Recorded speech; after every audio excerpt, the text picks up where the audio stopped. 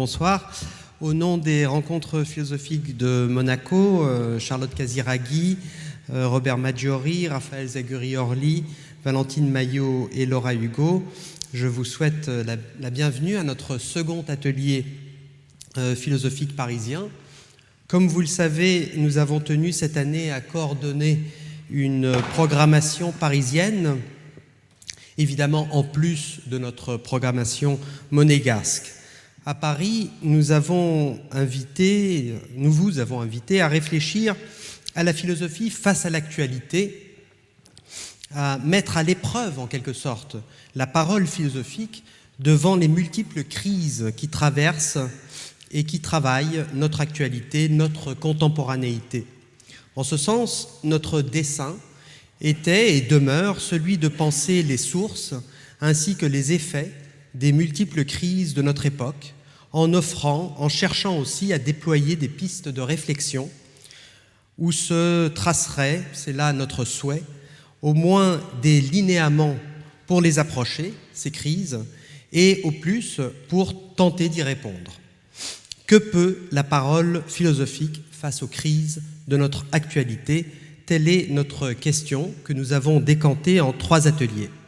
Ce soir, nous avons souhaité aborder, confronter, déployer une question critique des plus urgentes, la crise de l'écologie. Cette crise, comme vous le savez bien, est planétaire. C'est là un point capital et un point qui devra nous occuper tout particulièrement ce soir.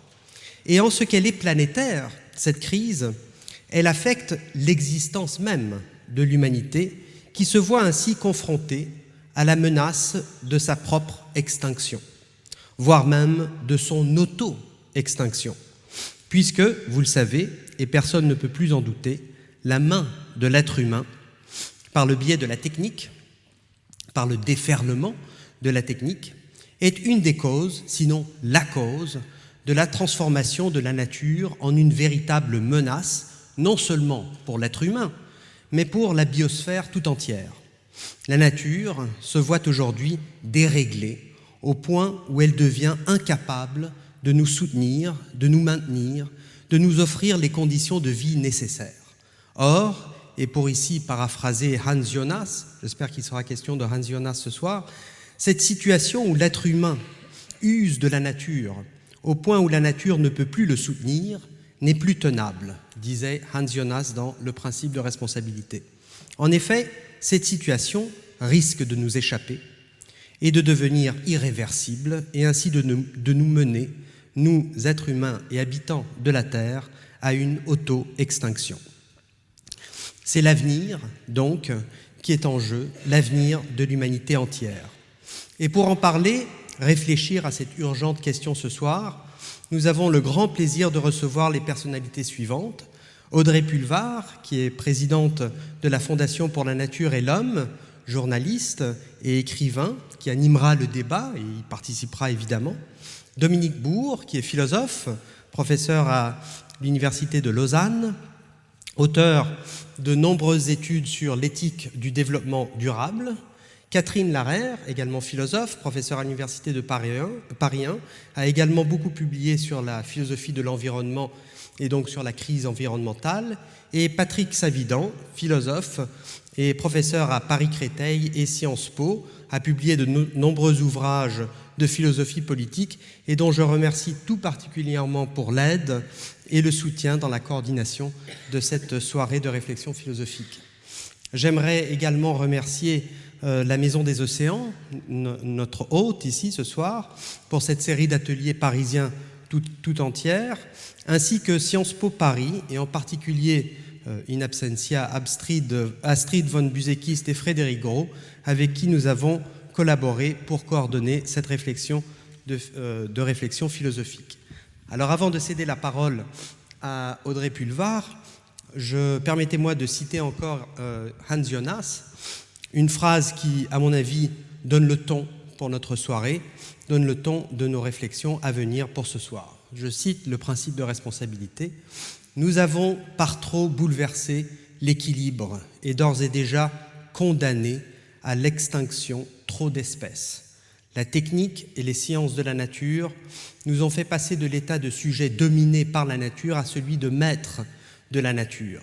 C'est cette situation qui m'a incité à dresser un bilan philosophique et à poser la question suivante. Compte tenu de sa nature morale, l'humain a-t-il le droit de tolérer un tel état des choses? Ne sommes-nous pas appelés à une obligation radicalement nouvelle, à quelque chose qui n'existait pas autrefois, c'est-à-dire à assumer notre responsabilité à l'égard des générations à venir et de l'état de la nature sur Terre. Je vous remercie et je cède la parole à Audrey. Merci beaucoup. Alors, moi, je n'ai pas grand-chose à dire pour le moment parce que c'est surtout Dominique que nous allons écouter. Je me contenterai ensuite de faire passer la parole entre nos intervenants. Dominique Bourg, qui va nous faire une petite communication sur sa vision de l'état de la planète et des solutions à mettre en œuvre, des transformations à mettre en œuvre. Merci Audrey. Ouais, effectivement, je vais plutôt, si vous voulez, dresser le constat factuel. Vous avez parlé tout à l'heure d'actualité, de contemporanéité, le constat écologique qui permet l'envol de la chouette de Minerve, mais je m'arrêterai, je la laisserai prendre son envol dans la discussion qui suit. Peut-être quand même, j'évoquerai quelques pistes, mais vraiment, mon propos ce soir, c'est de faire une espèce de bilan, si vous voulez, de l'état de la planète. C'est trop fort? D'accord. Ok. Merci Audrey. Alors, pour établir ce bilan, on peut, si vous voulez, partir des deux domaines suivants. Dans un premier temps, je vais vous parler de ce qu'on appelle les limites planétaires, les 9 limites dont on a déjà transgressé certaines. Ça nous permet déjà d'avoir un bilan assez précis de la situation et de comprendre la passe délicate dans laquelle nous nous sommes mis. Et puis, je parlerai aussi un petit peu du problème de déplétion des ressources, parce que parfois, pour répondre à certaines des difficultés liées à ces fameuses limites planétaires, on fait comme si on bénéficiait encore de beaucoup de ressources. Et on verra, ce n'est pas tout à fait le cas, ce qui rend les réactions plus délicates et plus difficiles. Alors, ces limites planétaires, c'est tout simplement une forme d'indicateur de ce qu'on appelle le passage à l'Anthropocène. L'Anthropocène, c'est la période nouvelle dans laquelle nous serions entrés depuis les années 50 du siècle dernier, qui serait caractérisée par une influence massive, et effectivement elle est, et une démographie massive de l'humanité. Et en général, on oublie la suite et un effet boomerang non moins massif du système Terre sur les sociétés humaines. On dénombre 9 limites. Je ne sais pas si de mémoire je vais vous les redire les 9, mais en tout cas les deux premières, les deux plus importantes. L'une a trait aux vivants, aux populations sauvages, à leur évolution, in fine à l'érosion des espèces.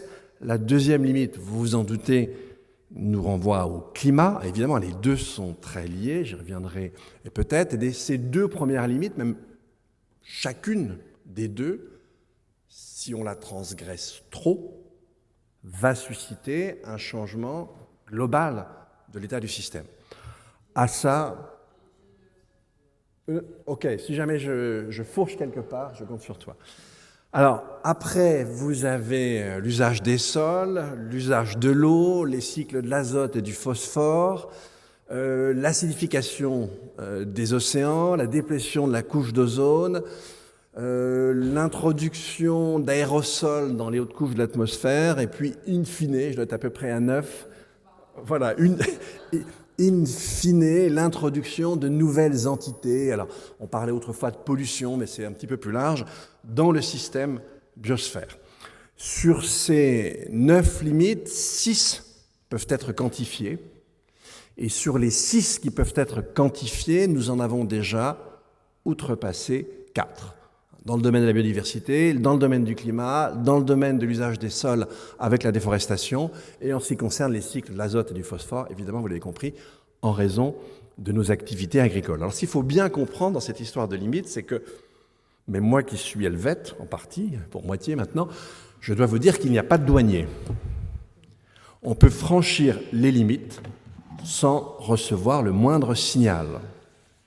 Et c'est précisément pourquoi nous les avons franchis. Et les problèmes n'arrivent au mieux que quelques décennies après le franchissement. Ça, c'est la première chose qu'il faut bien avoir en tête, parce qu'en d'autres termes, ça signifie que l'environnement pris dans sa globalité, c'est-à-dire nos relations de l'intérieur avec le système Terre, eh bien, sont une sorte de piège. On se met dans une forme de pseudo-innocence dans la difficulté, et on peut d'autant plus s'y mettre qu'il n'y a pas de signal. Et même lorsque le signal arrive, vous pourrez le constater avec notre ami Trump, eh bien, d'aucuns ne le voient toujours pas.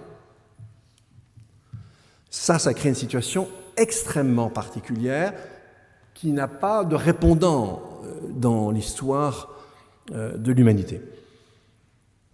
Alors, je vais revenir au vivant, je repasserai au climat après. Concernant le vivant, je vais faire allusion à 2 papiers assez récents, qui ont été publiés il y a moins d'1 an. Le premier, c'est la première fois qu'on avait une étude sur l'effondrement des populations de vertébrés sauvages sur le fond de 28 000 espèces, ce qui est quand même énorme, même si c'est tout petit par rapport à la diversité du vivant, quand même, c'est donc une étude très très forte. Et là, entre 1970 et grosso modo 2015, je ne sais plus si c'est 2012, 2015, peu importe, c'est 58% des vertébrés sauvages qui ont disparu. Et comme vous le savez aujourd'hui, si vous regardez les choses en termes de biomasse, eh bien, la biomasse des animaux domestiques, c'est pratiquement 97% de la biomasse des vertébrés.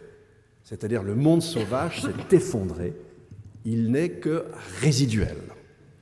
Et ce que faisait apparaître cette étude, c'est que, évidemment, vous l'avez compris, on a déjà une atteinte aux populations. Évidemment, petit à petit, cette atteinte aux populations, la réduction de leurs effectifs, va finir par faire disparaître les espèces. Et on a, là, à partir de ce moment-là, une accélération de l'érosion des espèces. Je vais y revenir. Mais ce que montrait aussi cette étude, c'est que ce n'est pas simplement, par exemple, les espèces qui ont des niches spécifiques qui sont en danger. Là, on peut très bien le comprendre. Hein. Le climat, par exemple, remonte souvent vers le nord et relativement rapidement. Donc, on peut imaginer effectivement que les niches de certaines espèces disparaissent. Mais là, c'est aussi des espèces communes, des espèces qui sont adaptées à des écosystèmes très différents qui voient leurs effectifs s'effondrer. Donc là, on a vraiment affaire à un anéantissement, c'est-à-dire c'est le terme employé par les chercheurs. Et d'ailleurs, il est assez étonnant que ce type d'anéantissement inquiète peut-être moins les gens que ce qui se passe sur le front du climat, alors que c'est tout aussi, si ce n'est plus inquiétant encore. Autre article qui a fait beaucoup de bruit, qui a été publié en juillet de l'an dernier, c'est une étude conduite en Allemagne, dans une zone relativement protégée, qui a pu montrer qu'en 27 ans, je crois, c'est 75% dans cette région, pourtant, je le répète, protégée, de disparition des populations d'insectes volants, dont les pollinisateurs, mais pas simplement. Donc, voilà, là, on a 2 formes d'effondrement bien étayées qui nous montrent, si vous voulez, la passe extrêmement difficile dans laquelle nous sommes en train de nous enfoncer. Alors, si maintenant on regarde tout au long de l'histoire de la Terre, on mesure ainsi le rythme d'érosion. C'était 2 espèces sur 10 000 qui disparaissaient par siècle. Alors quand on parle des espèces, c'est les êtres pluricellulaires, ce n'est pas les virus, ce n'est pas les bactéries, ça c'est autre chose. Mais donc là, on est vraiment confronté à un phénomène tout à fait étonnant parce qu'au bas mot, c'est très difficile, il peut y avoir des contestations sur les chiffres, mais vraiment au bas mot, on est passé de 2 à un rythme de 200. Et pour certains types de populations, on est même largement au-delà. Et nous sommes au début du phénomène, et ce que je vous ai dit sur l'effondrement des populations, évidemment, appelle assez prochainement une intensification de ce rythme d'érosion, et vous ajoutez à ça le changement climatique, et vous imaginez qu'on est au cœur de ce qu'on appelle, on commence à entrer dans ce qu'on appelle la 6e extinction, et si vous regardez les extinctions antérieures, c'est des phénomènes au très long cours. Là, on est sur un phénomène extrêmement resserré en termes de temps. Donc là, c'est déjà très, très inquiétant. Si je regarde sur le front du climat, c'est pas beaucoup plus amusant. Mais je vais commencer par un indicateur qui vous permet de comprendre ce qui est en train de se passer. Déjà, je reviens à ce que je dis tout à l'heure, ce qui est très important, et le climat est un très bon exemple. Eh bien, imaginez le degré de concentration qu'on avait en 2017, 410 ppm, puis on ne redescendra pas. Ça veut dire 410 molécules d'oxyde de carbone dans un volume d'1 million de molécules d'air, à raison maintenant de 3 molécules supplémentaires par an. Donc on est déjà très loin de ce qui avait prévalu durant, si vous voulez, par exemple le quaternaire, où on avait entre 280 et 300 molécules de dioxyde de carbone dans un volume que je vous disais d'1 million de molécules d'air. Donc on a déjà un phénomène important, et vous allez voir que ce phénomène-là, par exemple, si je reviens au degré de concentration d'aujourd'hui, eh bien les effets du surcroît de l'année 2017, il faut attendre 30 à 40 ans pour qu'ils se développent. Et puis ensuite, pour que la plénitude de leur effet en termes d'augmentation de la chaleur moyenne se développe, il faut encore rajouter un siècle. Donc souvenez-vous de ce que je vous ai dit au départ, on dégrade, on dépasse certaines frontières. Là, la frontière, en l'occurrence, c'était grosso modo 300 ppm. On est à 110 de plus. Eh bien, il n'y a pas d'effet immédiat. Mais maintenant, en revanche, on commence à voir les effets. Et surtout, vous en doutez, les effets, quand ils commencent à arriver, quand nous commençons à les ressentir, ils arrivent de façon exponentielle. Et je vais vous donner un petit indicateur pour vous permettre de bien comprendre ça. Je vais prendre les États-Unis. Et les catastrophes naturelles, enfin dites naturelles, elles sont à moitié naturelles, à moitié culturelles désormais, les catastrophes aux États-Unis. Donc je pense aux vagues de chaleur, aux sécheresses, aux inondations, aux incendies, aux cyclones, aux tornades, et j'ai dû en gros à peu près faire le tour. Eh bien, le coût moyen de ces différentes catastrophes dites naturelles dans les années 80 était de 3 milliards de dollars par an. Durant la première décennie du XXIe siècle, nôtre, nous sommes passés à une moyenne de 20 milliards de dollars par an. Durant les premières années de la seconde décennie, celle dans laquelle nous sommes toujours, nous sommes passés de 20 à 40. Et si vous regardez le coût de 2017, avec Harvey, on dépasse nettement les 180 milliards de dollars. C'est évidemment pas le coût de la construction qui évolue au prorata. On a donc vraiment affaire à une intensification des phénomènes, et c'est là que les choses changent un petit peu. Le changement climatique devient sensible à peu près partout sur Terre, avec les phénomènes que je viens d'évoquer, évidemment avec des intensités différentes. Mais partout, on peut commencer à sentir, on peut commencer à voir ce qu'il en est du changement climatique, ce qui n'empêche pas des gens de continuer, penser Trump, à dénier le phénomène. Si je regarde maintenant une autre limite que nous avons allègrement franchie, celle qui concerne les cycles de l'azote et du phosphore, alors là, le cycle de l'azote, il est au moins 2 fois et demi ce qu'il serait sans les activités agricoles humaines. Plus difficile de savoir les perturbations au long cours. Il faut bien avoir toujours en tête que la nature est un système, que le propre d'un système, c'est de jouer sur l'expression de ses composantes, soit parfois pour l'intensifier, soit parfois pour la contrecarrer, ce qui fait que les mêmes causes ne sont pas toujours suivies des mêmes effets, et ce qui fait qu'à une causalité ascendante s'ajoute une causalité descendante, l'influence du système sur ces parties, qui fait qu'on a des phénomènes de franchissement de seuil qu'il ne nous est pas toujours possible de connaître à l'avance, d'où toutes les surprises que l'on a déjà connues, évidemment, celles qu'on va connaître. Et vous imaginez bien qu'un système ne se pilote pas, un système ne se maîtrise pas. Très différent de l'idée que nous faisions de la nature avec les classiques, par exemple. 4 limites franchies, 4e, et la dernière, c'est sur l'usage des sols, avec notamment la déforestation. Et comme vous le savez, s'il n'y avait pas de forêt, il n'y aurait pas de pluie au cœur des continents. Les pluies seraient côtières, Et donc, si vous interrompez d'une certaine manière la continuité forestière, eh bien, ça joue sur le cycle hydrologique. Et par exemple, on s'interroge sur le fait de savoir si nous ne sommes pas très proches de la limite, par exemple, pour la forêt amazonienne. À ça, l'acidification des océans, c'est une conséquence directe du changement climatique.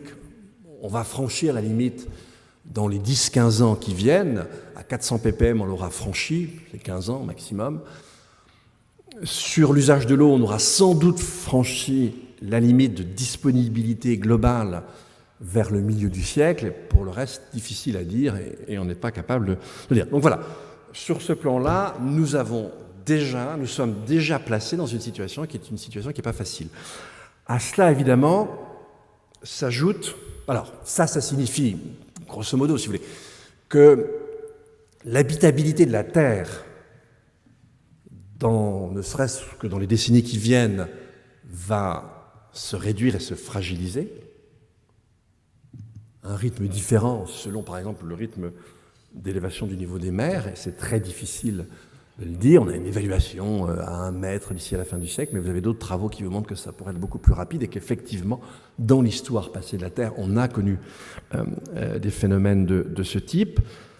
Donc on aura, si vous voulez, une planète plus hostile au séjour des hommes, avec certaines régions qui seront gagnées, qui deviendront habitables, d'autres au contraire qui ne seront plus habitables. Par exemple, vous avez des travaux, une étude parue en 2014, une autre en 2017, qui nous montre que dans le Golfe arabique et puis toute la zone indo-pakistanaise, eh bien, si on a une élévation moyenne qui s'approche des 4 degrés, on aurait une concentration de chaleur et d'humidité qui rendrait cette région impropre à la transpiration humaine et donc impropre à l'habitat humain.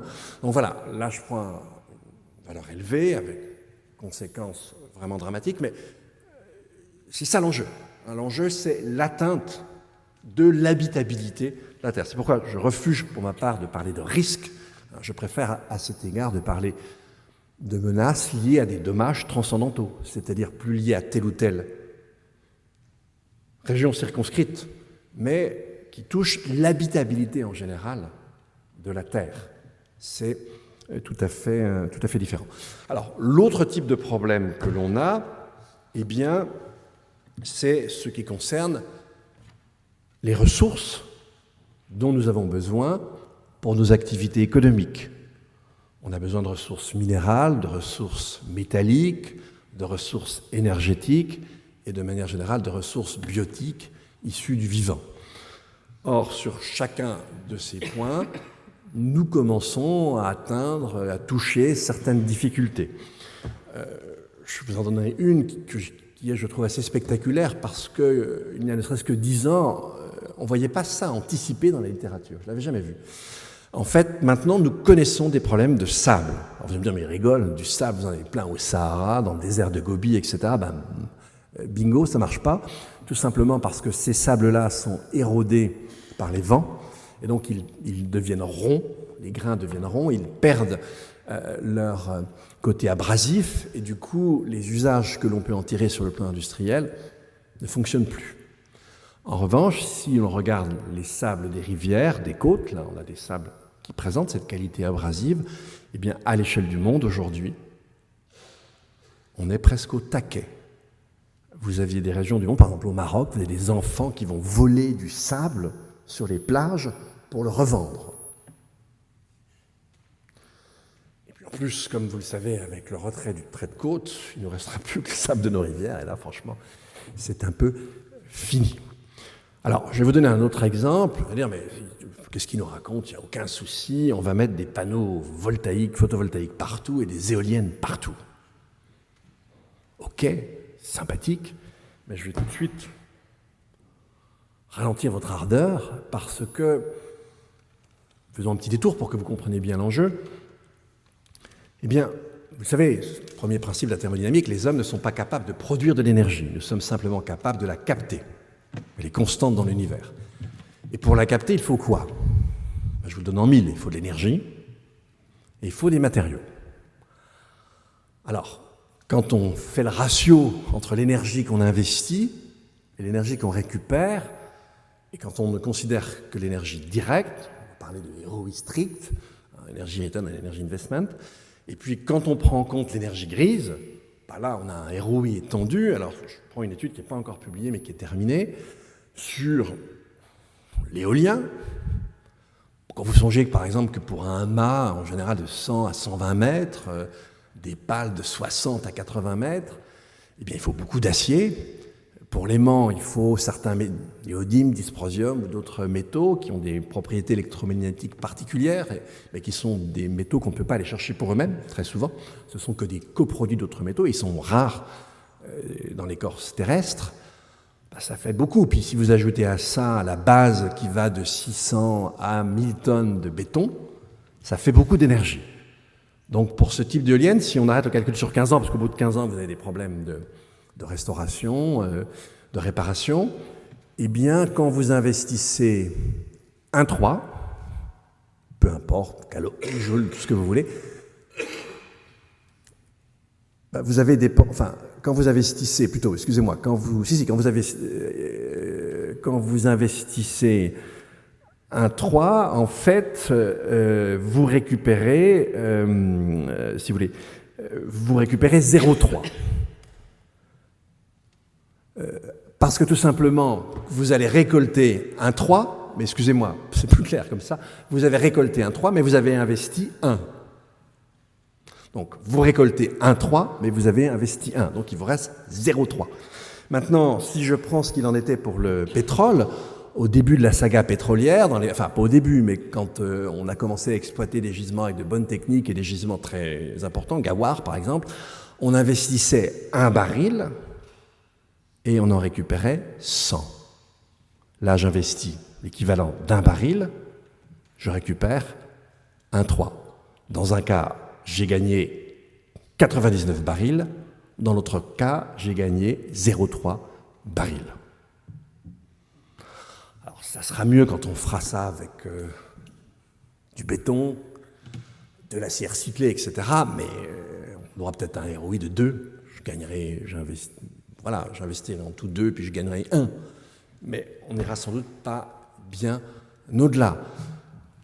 Donc voilà, pour vous montrer un petit peu les difficultés. Alors, sur le plan philosophique, on a beaucoup de choses qui sont intéressantes. Je vais simplement en pointer quelques-unes. La première chose qui éveille la curiosité spéculative, c'est de voir et de constater que nos représentations abstraites n'ont qu'une influence relativement faible sur nos comportements. Tout ce que je vous dis, ça fait 30 à 40 ans que des orateurs équivalents, sans doute beaucoup plus avisés, doués et précis, le disent. Vous pouvez constater que les effets de tous ces discours sont minimes. Vous allez me dire, mais là, attention, qu'est-ce qu'il raconte, la COP 21 ? La COP 21, c'est une promesse. Sympathique promesse, heureusement qu'elle est là, mais comme vous le savez, il n'y a rien de contraignant. En plus, la COP 21, elle ne dit rien sur le commerce des fossiles. Elle ne nous dit rien sur ce qu'on devrait laisser dans les sous-sols. Elle joue plutôt au contraire sur ce qu'on appelle la neutralité carbone. Et quand vous regardez le raisonnement du GIEC, on devrait pratiquement rien émettre, en tout cas stocker le peu qu'on émettrait encore, le capter et le stocker dans la seconde moitié du siècle et produire de l'électricité essentiellement avec de la biomasse. Donc on capterait du carbone dans l'atmosphère et puis on stockerait derrière. On n'a pas les techniques pour le faire en masse. Il y a beaucoup de problèmes qui se posent sur la sécurité du stockage en question. Donc voilà, ne croyez pas qu'on a des solutions miracles, même si c'est en général ce qu'on cherche à nous vendre. Donc, première chose spéculativement, comment se fait-il en fait que tout ce savoir ne débouche que sur très peu d'actions ? Toutes sortes de réponses, aussi intéressantes des mais ça, c'est une des premières questions. Deuxième question intéressante, c'est que tous ces enjeux climatiques nous permettent de mieux comprendre les relations entre nos techniques est le système Terre. Quand les économistes nous disent, eh bien finalement c'est normal, nos activités économiques détruisent du capital naturel et on va substituer à ce capital naturel du capital reproductible, c'est-à-dire des techniques, je suis désolé, mais ils nous racontent n'importe quoi. On n'a jamais substitué la moindre technique au moindre morceau de capital naturel. En fait, prenez par exemple les gaz de schiste, les gaz de roche-mère, il faut des techniques assez raffinées, on va creuser à la verticale, ensuite à l'horizontale, fissurer la roche, récupérer des petites gouttelettes de gaz ou parfois même de pétrole. C'est une nouvelle technique, elle ne s'est pas substituée à du capital naturel. Cette nouvelle technique nous a tout simplement permis d'exploiter un compartiment nouveau de la biosphère, un compartiment nouveau des sous-sols, si vous voulez. Il n'y a aucune substitution d'une technique à la nature. Vous avez vu, la semaine dernière, on a interdit, et Dieu merci, la pêche électrique. La pêche électrique, évidemment, ça électrocutait tous les poissons, ils remontaient tous et on pouvait tous les avoir. Ça ne fait pas renaître des poissons. Ça épuise définitivement, au contraire, le stock. Ensuite, autre question vraiment très très importante, eh bien, nous autres modernes, nous sommes construits autour de deux dualismes. Le dualisme nature-culture, homme-nature, dualisme esprit-matière, sinon on va le laisser pour le moment, mais en tout cas le premier, il n'est plus soutenable aujourd'hui. Et puis nous avons un problème de gouvernance tout à fait spécifique. Et on n'a jamais eu à gouverner en quelque sorte nos relations au système Terre. C'est-à-dire que désormais, certains de nos choix, quand on peut le savoir, eh bien, ont des conséquences au très long cours. Si vous regardez les périodes précédentes d'extinction massive d'espèces, eh bien, pour retrouver, non pas évidemment la même diversité spécifique, mais une autre diversité, ça se mesure entre 5 et 10 millions d'années. Le degré de concentration des gaz à effet de serre que nous connaîtrons sans doute, je suis optimiste, avec peut-être un maximum en 2060, eh bien, dans 100 000 ans, vous aurez encore 7% de ce qui aurait été accumulé dans l'atmosphère. Donc, en fait, si vous voulez, nos décisions au présent ont un impact au très long cours sur les systèmes qui nous permettent de vivre, et jusqu'alors, aucun gouvernement n'avait à prendre en considération ces paramètres du très long terme. Et si nous étions raisonnables, je vous laisse répondre, nous devrions les prendre en compte. Ce n'est absolument pas ce que l'on fait. D'ailleurs, en général, c'est un très bon symptôme, on parle de générations futures. Et ça fait 30 ans qu'on parle de générations futures. En fait, les générations futures d'il y a 30 ans, elles sont dans cette salle, nous, pour certains. Et puis, c'est les générations présentes qui vont aussi, en quelque sorte, subir tous ces effets. Alors, voilà pour ce tableau, voilà quelques pistes spéculatives, et merci de votre attention.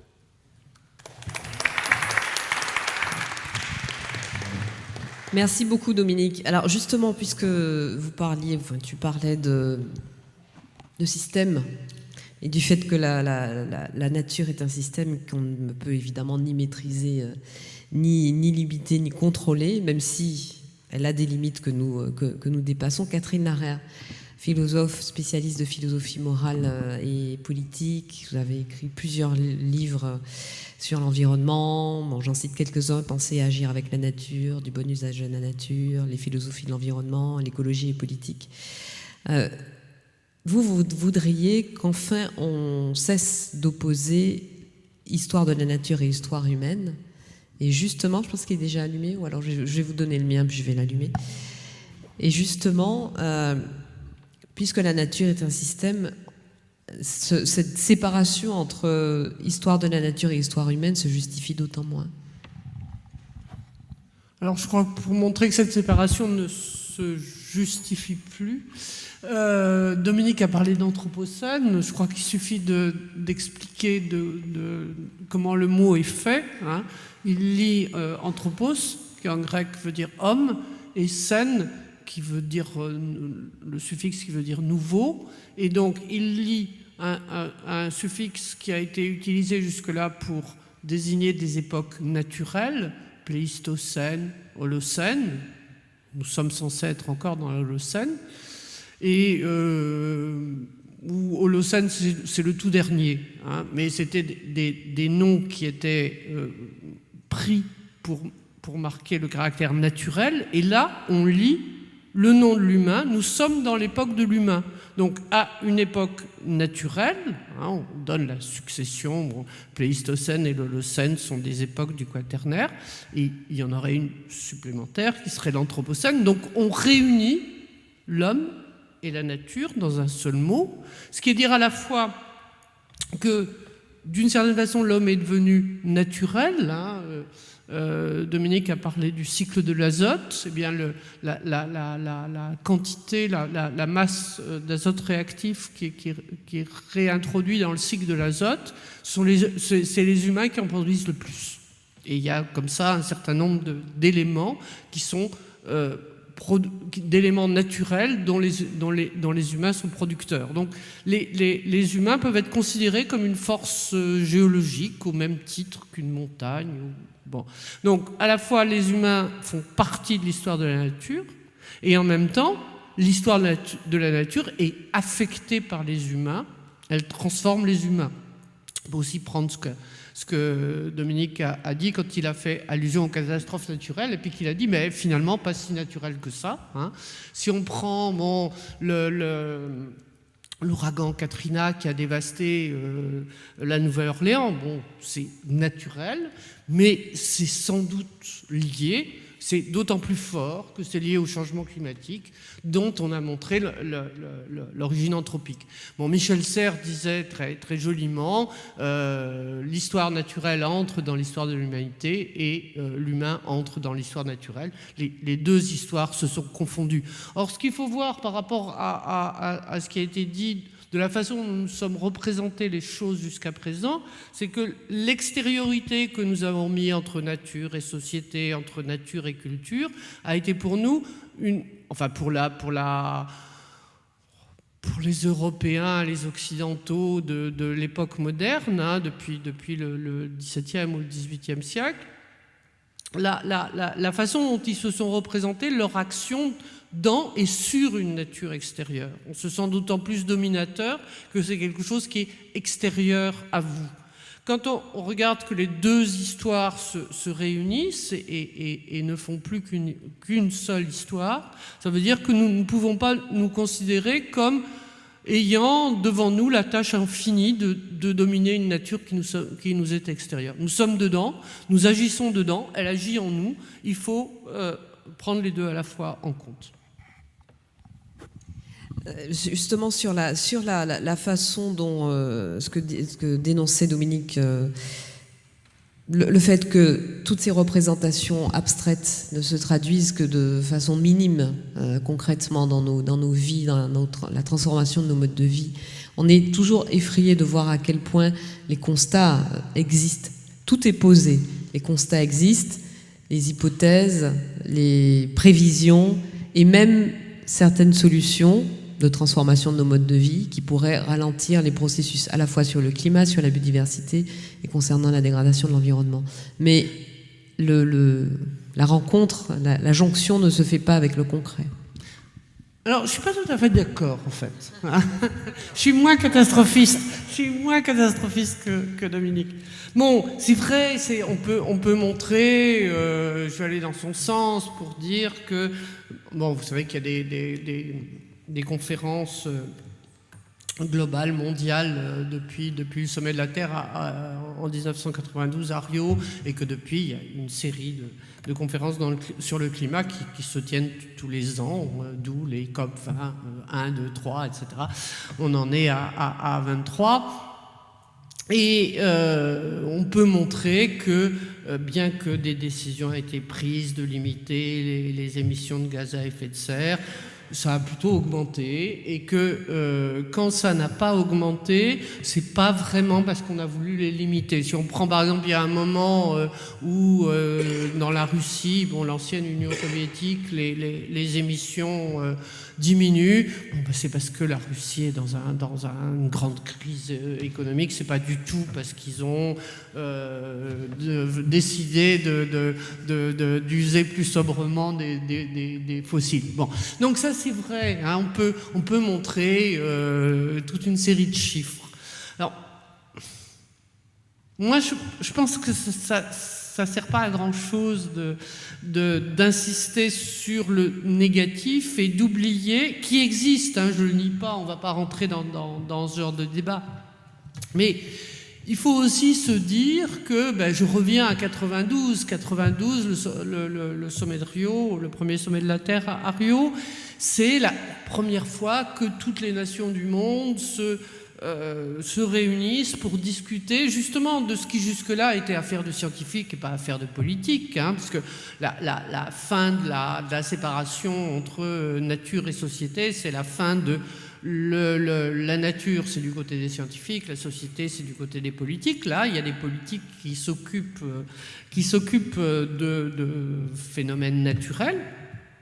C'est la première fois que ça arrive, et le sommet de Rio, comme tous les sommets de ce type qui se tiendront après, c'est pas seulement les gouvernements qui se réunissent. Il y a 2 sommets à Rio. Il y en a un qui se tient à 70 km de Rio, et c'est les gouvernements qui se réunissent, puis il y en a un qui se réunit en plein à côté du pain de sucre, à côté du musée d'art moderne, et c'est les ONG. Donc, je crois qu'il ne faut pas tenir pour rien le fait que, bon, c'est antérieur à 92, hein, les programmes globaux, ça date des années 70. Bon, il y a une mobilisation des gouvernements, et si on prend les pays à différents niveaux, il y a une énorme mobilisation de la société civile, qui est... Des fois, on pense que même le terme d'ONG, il a presque été inventé pour les ONG environnementales, tellement l'idée d'association indépendante du gouvernement est liée. Donc, il y a une mobilisation et il y a des choses qui se font. Alors, elles ne se traduisent pas dans les chiffres qu'on voudrait. C'est sûr qu'on aimerait bien que les émissions de gaz à effet de serre diminuent, que le glyphosate soit interdit, qu'il y ait moins de pesticides, enfin bon, on pourrait citer. Mais moi, j'aurais plutôt tendance à insister sur tout ce qui a changé, toute l'importance qu'on y ajoute. Et ça, il y a une modification dans la façon dont on voit les choses, les journaux en parlent plus. Donc, je me dis que si on veut faire quelque chose, parce qu'on ne va pas partir de là en disant, bon ben voilà, on va les pleurer dans notre coin, ou on va les prier. Non, il y a une deuxième partie un peu plus optimiste. Et donc, voilà, moi, j'aimerais bien qu'on insiste sur ce qui se fait, parce qu'il se fait des choses. Alors justement, Patrick Savidan, quand Catherine Larère parle de mobilisation de la société civile, moi j'entends mobilisation de la société civile finalement altermondialiste, que ce soit les ONG environnementales, que ce soit des petites ONG mobilisées contre le grand capital. Le fond de l'histoire, c'est toujours penser une autre société, une autre mondialisation. On parle d'anthropocène, certains parlent de capitalocène. Alors, nous, à la Fondation, et je parle sous le contrôle de Dominique, qui, je pense, est d'accord avec moi sur ce sujet, finalement, on prône autre chose que le court-termisme, finalement, et surtout une prise en compte des solutions, des transformations à mettre en œuvre pour lutter contre le réchauffement climatique et la dégradation de l'environnement, qui soient d'abord imaginé à travers le prisme de la lutte contre les inégalités. Qu'on revient un petit peu aux marottes, entre guillemets, des altermondialistes, en se disant que de toute façon, la question du réchauffement climatique, de la dégradation de l'environnement, de l'effondrement de la biodiversité, c'est une illustration splendide de tous les dysfonctionnements du système. Bon, c'est le système capitaliste dans lequel on est, donc du système mondialisé capitaliste dans lequel on est, et que pour y faire face, eh bien, il faut déconstruire ce système. Parce que de toute façon, tel qu'il est conçu, et étant alimenté en permanence par le court-termisme, il ne peut pas s'auto-transformer et s'auto-réguler et mettre en œuvre la mutation qu'il faudrait pour faire face aux enjeux. Question massive. Et je vous la pose parce que vous avez beaucoup travaillé sur les inégalités. J'ai oublié de préciser pour ceux qui ne le sauraient pas que vous êtes professeur de philosophie politique à l'université Paris-Est Créteil. Vous avez fondé et dirigé la revue de philosophie Raison publique et vous êtes un spécialiste des inégalités. Merci beaucoup. J'aimerais reprendre cette question en suivant le fil de l'argument de Catherine, parce que j'ai aussi le souvenir Enfin, je suis très partagé, en fait.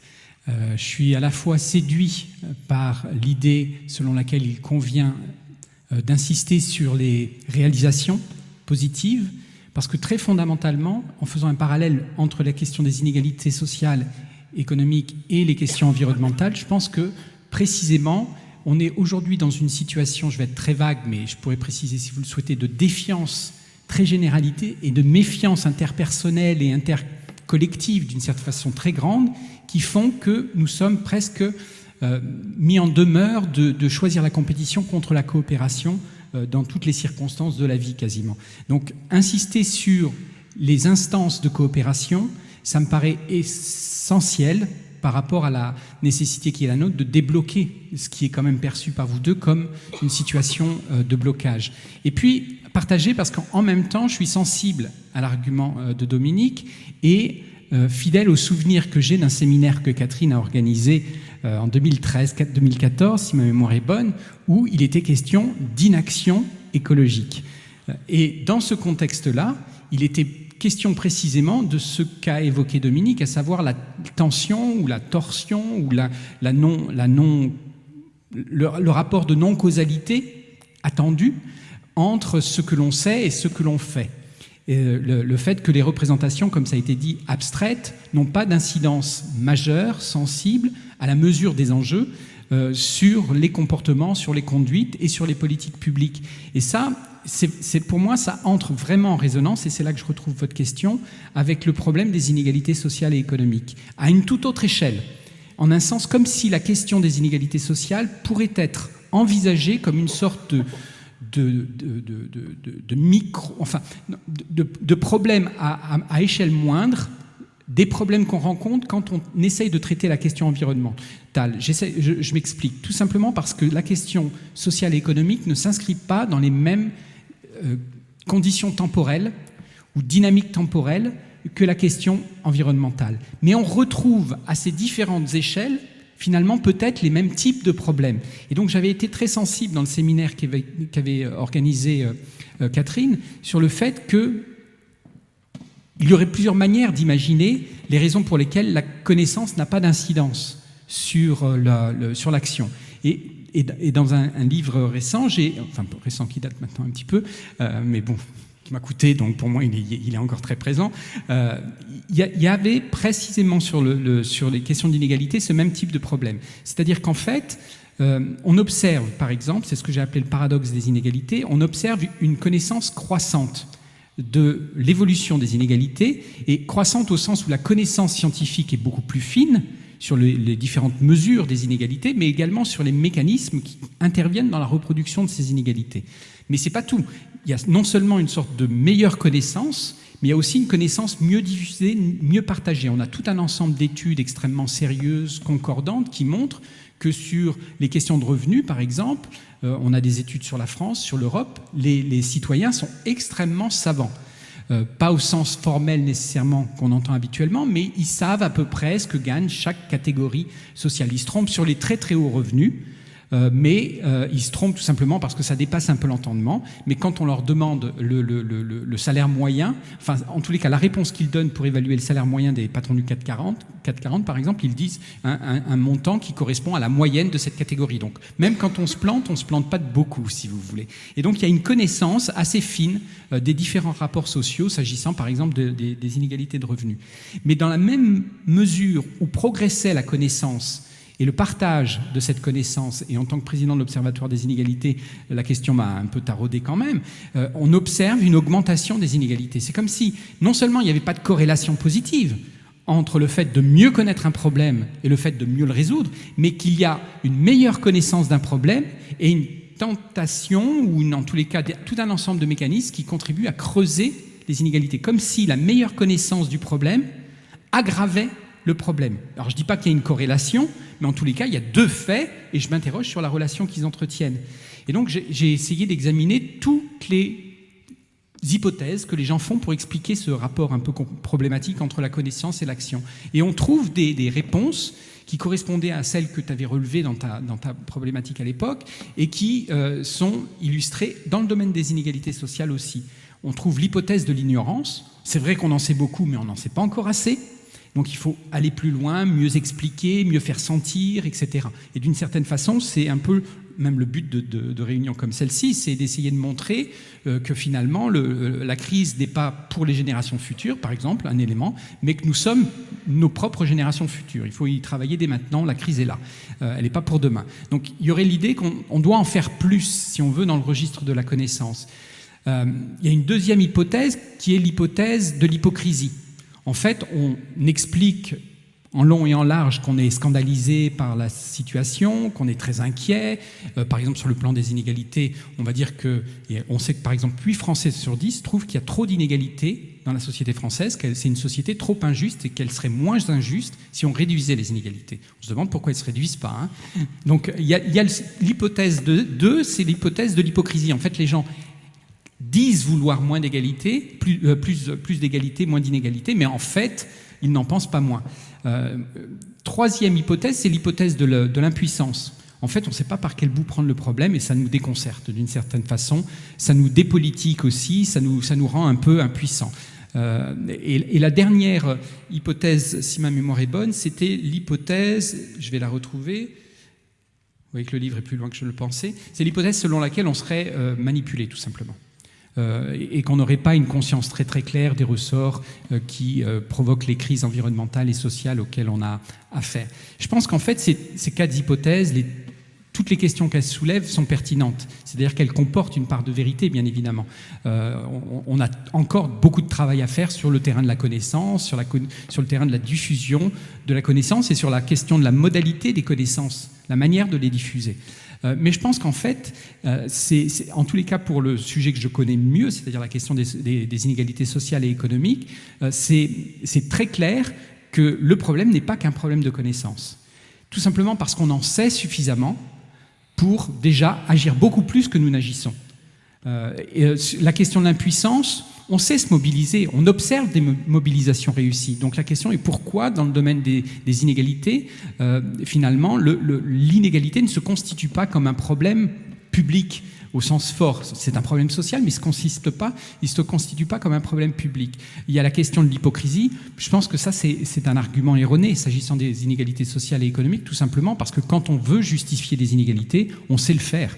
On l'a déjà fait dans les années 80, on le faisait très bien. Dans les années 70, on le faisait très bien. On expliquait que c'était l'équité qu'il fallait privilégier, que les inégalités étaient bonnes pour l'économie, que c'était quelque chose qui permettait, avec la théorie du ruissellement de la richesse, de remonter le niveau de vie des plus faibles, etc., etc. Donc on avait énormément d'arguments. Aujourd'hui, ces arguments ne sont plus tellement mobilisés. Ils restent pertinents dans certains cas, mais pertinents au sens où certaines personnes peuvent être tentées de les mobiliser encore. Mais globalement, quand même, quand on pose la question de manière générale, on observe que 75, ça dépend un peu des études et des périodes, mais 75 à 80% des personnes n'y croient pas une seconde. Ils sont vraiment attachés à l'idée selon laquelle il y a un problème d'inégalité et nous pourrions faire quelque chose et nous ne le faisons pas. Donc la question que je me suis posée, c'est alors si ces hypothèses-là ne sont pas suffisantes pour expliquer le problème, à quel type d'hypothèse on peut essayer de recourir? Et c'est une hypothèse que Catherine évoquait aussi à cette époque, qui est, je ne sais pas ce que tu en penses aujourd'hui, c'est la question de la faiblesse de la volonté. Alors dans cette question, quand dans Voulons-nous vraiment l'égalité, je me suis posé vraiment la question de savoir si nous aurions ou non un problème d'acrasia, d'acrasie, c'est-à-dire un problème de faiblesse de la volonté. Alors ça pose plein de problèmes méthodologiques énormes, tout simplement parce qu'il faut imaginer une faiblesse de la volonté collective ou commune ou partagée ou générale, mais ça m'a semblé quand même être une hypothèse intéressante. Vous serez plus savant pour répondre à cette question s'agissant des questions écologiques, mais en tous les cas, s'agissant des questions sociales et économiques, il m'a semblé que c'était intéressant de pousser la question et d'essayer de voir, en reprenant les différentes thématisations de la faiblesse de la volonté, ce que ça pouvait bien vouloir signifier dans ce domaine-là. Est-ce que ça avait une vertu explicative? Et quelle vertu explicative? Qu'est-ce que ça produit comme intelligibilité, comme compréhension du problème en question? Et je me suis rendu compte, en fait, en m'appuyant sur un philosophe qui s'appelle Davidson, que ce qui est intéressant, c'est d'essayer de voir si le raisonnement pratique, comme on l'appelle, c'est-à-dire un raisonnement qui devrait conduire à l'action, ne devait pas être compris quand on parle de la faiblesse de la volonté, non pas de manière déductive, c'est-à-dire on part d'une prémisse et on déduit une conclusion qui est une action, mais en fait, en remontant d'une certaine manière, de manière inductive, et il utilise les travaux de Hempel pour essayer de réfléchir à cette question-là. En fait, quand on réfléchit aux affaires pratiques, en général, on ne réfléchit pas seulement de manière déductive. La plupart du temps, on réfléchit de manière inductive. C'est-à-dire qu'on a une action qui nous paraît souhaitable et on remonte aux prémices qui vont nous sembler de nature à justifier cette action. C'est-à-dire qu'il y a tout un ensemble de choses que l'on sait, et dans ces choses que l'on sait, on va sélectionner les éléments qui nous permettent d'être en cohérence avec notre action. Et cet élément-là, nous dit Davidson, par exemple, montre que quand nous sommes faibles de la volonté, quand on manque à notre volonté, d'une certaine façon, on n'est pas inconséquent du tout. Ce n'est pas de l'irrationalité. Ce n'est pas une forme d'irrationalité pratique, parce qu'on est conséquent, on a retenu un certain nombre d'éléments, et ces éléments-là justifient l'action qu'on va, par exemple, l'abstention ou l'insuffisance de notre action en matière sociale et économique ou en matière environnementale. Et on va réussir à le faire. Mais il en tirait aussi la conclusion que si ce n'était pas un problème de logique, si ce n'était pas un problème de conséquence, alors c'était un problème moral. C'est-à-dire que nous manquions à une obligation morale qui est de tenir compte, ce qu'il appelle le principe d'information totale, de toute l'information dont on dispose pour raisonner sur les questions pratiques. Et là, il m'a semblé un peu laisser échapper finalement la spécificité de la raison pratique quand il s'agit de questions politiques. C'est qu'on ne réfléchit pas dans un vacuum, on n'est pas dans un vacuum. On ne réfléchit pas seulement dans notre coin et puis ensuite on va vers la société et on applique des solutions ou on ne les applique pas. Le problème de Davidson dans le domaine politique, si on transpose au domaine politique ces questions, c'est qu'en fait il part du principe qu'on ne tient pas compte de certaines connaissances. Or, s'agissant des questions sociales et économiques, il m'a semblé qu'au contraire, le problème c'est pas qu'on ne tient pas compte de certaines informations, c'est qu'on intègre d'autres informations qui induisent notre inaction. Et ces autres informations, c'est pas ce que l'on croit, mais ce que l'on croit que les autres croient. Et c'est ça qui crée une sorte d'enchaînement un peu pervers qui fait que dans la mesure où on estime que tous les autres sont en train de jouer le jeu de la compétition, du chacun pour soi, du court-termisme, etc., on se dit on ne va pas être les dindons de la farce, passez-moi l'expression. C'est-à-dire que je ne vais pas vouloir la coopération tout seul dans mon coin. Donc si les autres sont dans la compétition, dans la concurrence, dans l'égoïsme, dans l'individualisme, pour des raisons qui ne sont pas forcément des raisons égoïstes, c'est-à-dire par exemple prendre soin de ma famille, m'assurer que mes proches ont de quoi être protégés dans une société comme la nôtre, quoi s'épanouir, etc. Eh bien moi aussi, je vais jouer ce jeu-là. Et aujourd'hui, les inégalités se creusent. C'est vrai au niveau global et c'est vrai au niveau national et au niveau continental, pour une raison qui tient à, non pas une sorte de déferlante de l'égoïsme à mon sens, mais à un conflit de solidarité. C'est-à-dire qu'on a une sorte de désengagement relatif mais réel à l'égard des composantes publiques de la solidarité, impartiale, impersonnelle, etc., au bénéfice des formes privatives de la solidarité, qui fait qu'on est plutôt dans la solidarité immédiate avec les gens avec lesquels on entretient des relations qu'avec des individus qui nous sont plus éloignés. Et ça, je crois que ça peut nous donner des raisons de croire que finalement la question des inégalités pourrait être paradigmatique du type de problème qu'on rencontre sur les problèmes environnementaux. Parce que, d'une part, effectivement, une société injuste n'est pas forcément le meilleur terreau qui soit pour développer le type de solution dont on a besoin sur le plan environnemental. Et d'autre part, parce que, structurellement, les questions de rationalité, finalement, nous renvoient à un parallèle possible entre les deux, mais sur un temps plus court. J'ai été très sensible à cet argument. On a des écarts en termes de perception de la temporalité. La sanction, elle est beaucoup plus rapide en économie sociale et politique. Quand on voit tout de suite un budget, une fiscalité, dans les 2-3 ans, ça va produire des effets. Après, il y a des effets structurels qui sont plus lents. Donc, il y a différents registres ou niveaux de temporalité aussi, s'agissant des inégalités. Par exemple, la déstructuration d'un système scolaire, ça ne va pas produire des effets immédiats. On va le voir, mais au bout de 10 ans, 15 ans, très très nettement. Et inversement, des effets positifs vont produire des solutions positives vont produire des effets positifs beaucoup plus tardivement. Donc voilà, il m'a semblé que c'était intéressant. Donc je pense qu'effectivement, la question des inégalités est importante parce qu'elle permet de comprendre pourquoi finalement le type de division qu'elle manifeste peut empêcher les raisonnements et la coopération à laquelle on est commandé de répondre finalement s'agissant de l'environnement, et puis parce que ça sape aussi les bases de la coopération à un niveau très fondamental. Je pousse un petit peu votre raisonnement parce que effectivement sur les questions liées au climat et à l'environnement, bon, je disais qu'elles sont une illustration parfaite des dysfonctionnements du système mondialisé tel qu'on le connaît aujourd'hui, puisque au fond, qu'on soit à l'échelle d'un pays ou à l'échelle d'une population à l'intérieur d'un même pays, plus on a des revenus élevés, plus on consomme, plus on détruit, et en même temps, plus on est résilient vis-à-vis de cette destruction et des effets qu'on produit, et donc moins on a intérêt à ce que ça change. Et plus on est bas dans l'échelle sociale, moins on profite des effets de la mondialisation et de la société de consommation, moins on pollue, mais plus on subit les impacts de la dégradation de l'environnement et du réchauffement climatique. Et on est beaucoup moins résilient, et en plus on a beaucoup moins voix au chapitre. Donc c'est la double peine. Et ça, c'est un phénomène qui a toujours existé. À partir du moment où on commence à réfléchir aux questions liées au climat et à la dégradation de l'environnement, de la biodiversité, cette équation-là apparaît, sauf que jusqu'à maintenant, elle concernait essentiellement des populations éloignées des nôtres. Là, je parle de nous, pays développés, européens, et occidentaux. Et on parlait de générations futures, effectivement. Donc, il faut être assez vertueux pour être solidaire de son voisin qui n'est pas très proche, mais alors être solidaire de gens qui habitent très loin et qui ont des modes de vie très éloignés, ou de gens qui ne sont pas nés, c'est quand même beaucoup demandé. Sauf qu'aujourd'hui, c'est pour ça que je dis que je pousse un peu votre raisonnement, aujourd'hui, on a dépassé ça.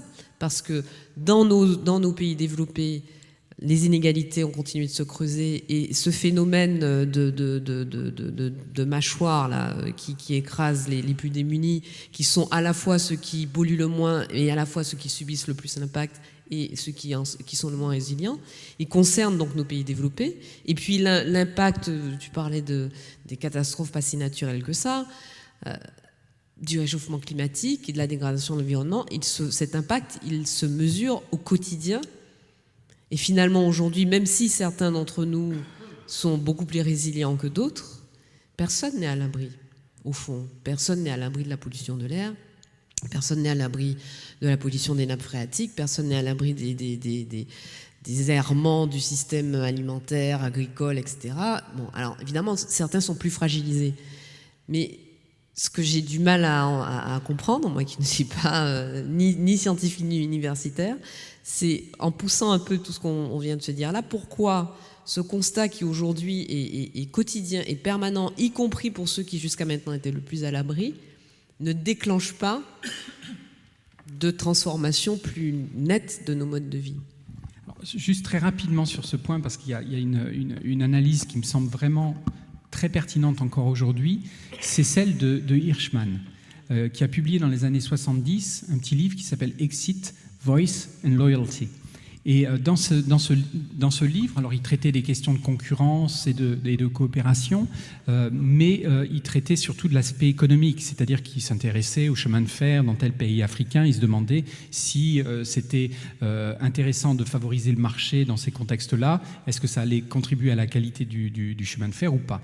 Mais ce qui était intéressant, si on extrapole un peu à partir de son analyse et qu'on conserve les catégories qu'il nous proposait, c'était l'idée selon laquelle, finalement, d'une certaine façon, le privilège que peuvent avoir ces personnes résilientes et autres, c'est qu'ils conservent la possibilité de l'exit. Ils ont la possibilité de faire défection d'une certaine façon, où ils ont le sentiment d'avoir davantage que d'autres, ont suffisamment, à ce jour, la possibilité de faire défection. C'est-à-dire, si la situation se dégrade, ils vont pouvoir se protéger, se retirer en quelque sorte du jeu.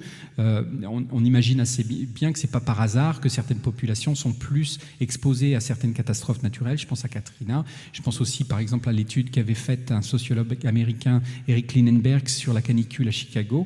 Très clairement, il y a des déterminants sociaux de la vulnérabilité environnementale. C'est clair. Et ce n'est pas le hasard. C'est-à-dire qu'il y a des personnes qui sont capables de prendre des décisions pour se protéger de ce point de vue-là. Alors c'est complexe, il y a d'autres facteurs, mais c'est très clairement là. Mais ce qui est intéressant aussi, c'est qu'il nous dit que finalement, parfois, être captif, ça a du bon. C'est-à-dire la possibilité, le fait de ne pas pouvoir se retirer, de faire défection, ça a du bon tout simplement parce que ça nous incite à manifester notre désapprobation. Et donc, en fait, ce qui leur manque à certaines de populations un peu majoritaires, c'est la conscience claire, précise, assumée qu'en fait, on est captif. On n'a pas de produit de substitution par rapport au système Terre. Et donc, l'idée, c'est de se concevoir davantage égaux, finalement, au regard de cette vulnérabilité-là. Donc, on en revient, Catherine Larère, à la rencontre, à l'altérité. Non, mais je voudrais peut-être revenir un peu sur ce que vient de dire Patrick, c'est-à-dire que, et ce que vous disiez, bon, c'est sûr qu'il y a des inégalités environnementales qui sont la dimension environnementale des inégalités sociales, ce qui a été dit, c'est-à-dire que personne n'échappe au changement climatique et aux autres dégradations environnementales, mais certains sont plus frappés que d'autres, et ceux qui sont le plus frappés sont ceux qui ont le moins contribué. Hein. C'est effectivement là le double peine. Alors, à partir de là, on peut se dire, il y a quelque chose comme un paradoxe. Pourquoi ceux qui sont le plus frappés ne sont pas ceux qui luttent le plus? Pourquoi? Alors, quoi? Parce qu'ils n'ont pas voix au chapitre, peut-être aussi parce qu'on a une idée de la lutte et que, je reviens sur mon idée, on n'étudie pas assez ce qui se passe un peu partout dans le monde et dont on n'a pas forcément une vision immédiatement globale. Mais je pense que, par exemple, un économiste comme Joan Martinez-Allier travaille en ce moment à Barcelone à faire un atlas mondial des conflits environnementaux, et donc de voir comment, à notre insu les uns et les autres, partout dans le monde, il y a des populations qui prennent en charge les conditions dans lesquelles elles sont et le fait d'une certaine façon qu'on est bloqué. Parce qu'une des raisons pour lesquelles on parlait du trickle-down, enfin du ruissellement, c'était l'idée, la croissance est infinie et finalement, c'était l'image de Kennedy, la vague qui monte vers le port emporte tous les bateaux. Oui, le monde, il est fini. C'est-à-dire la vague, elle irait pas plus haut. Et donc, d'une certaine façon, il n'y a pas à attendre que plus tard, il y aura une amélioration de la situation. Et je crois que ce qui est important de voir, c'est toutes dans des quantités de formes de conflits qui peuvent être la façon dont des peuples autochtones luttent contre la déforestation, mais aussi d'ailleurs peuvent lutter contre des éoliennes, parce que les éoliennes, ça suppose souvent des appropriations de terres, et donc une multitude de conflits sur les conditions de vie, sur l'alimentation, et de lutte effectivement pour avoir accès à la parole et au pouvoir, et à la possibilité de décider. Donc, je crois qu'il y a quelque chose dans la question environnementale telle qu'elle est devenue depuis la fin du siècle précédent. On est un peu, et c'est normal, fasciné par le global. Mais il ne faut pas non plus oublier tout ce qui se passe dans une multitude d'endroits et les multitudes de choses qui se font. Dominique, tu disais tout à l'heure, je reprends ta phrase sur la nature qui est un système qui ne se pilote pas, qui ne se maîtrise pas. Est-ce que le ressort du malentendu, finalement, sur cette question-là, ne vient pas du fait que nous avons, nous, civilisation humaine, imaginé qu'avec la maîtrise des énergies fossiles et tout ce qu'elles nous offraient comme opportunité, eh bien, nous avons imaginé que tout devenait possible, que rien ne nous était plus impossible. C'est le grand mythe occidental, mais si tu permets, j'aimerais revenir à la question des relations entre inégalité au sens classique et questions environnementales, parce que, en fait, Patrick nous a montré à quel point il était très difficile, justement, par rapport aux inégalités prises en elles-mêmes, sans rapport à l'environnement, d'essayer de surmonter les difficultés. Or, en fait, en quelque sorte, l'écologie rajoute une couche. Tout simplement parce qu'il y a un lien très fort entre dégradation et inégalité. Moi, j'aime beaucoup le petit modèle qui avait été fait là par des chercheurs de la NASA, où ils montraient que si on regarde les effondrements passés, on peut imaginer qu'une société s'effondre sans avoir aucun problème environnemental, tout simplement parce que la pression de certaines élites sur le peuple peut le faire, entre guillemets, crever, et évidemment, dans ces cas-là, la société s'effondre. Et puis la difficulté qu'on a aujourd'hui, je l'ai évoqué tout à l'heure en parlant de flux de matière, de flux d'énergie et de ressources, c'est qu'il faudrait qu'on parvienne à descendre nos niveaux de consommation de ressources. Évidemment, dans une société très inégalitaire, c'est absolument impossible. Et on ne peut y arriver qu'en resserrant les inégalités. Donc tu as parlé de double peine, mais alors franchement l'écologie c'est la double peine.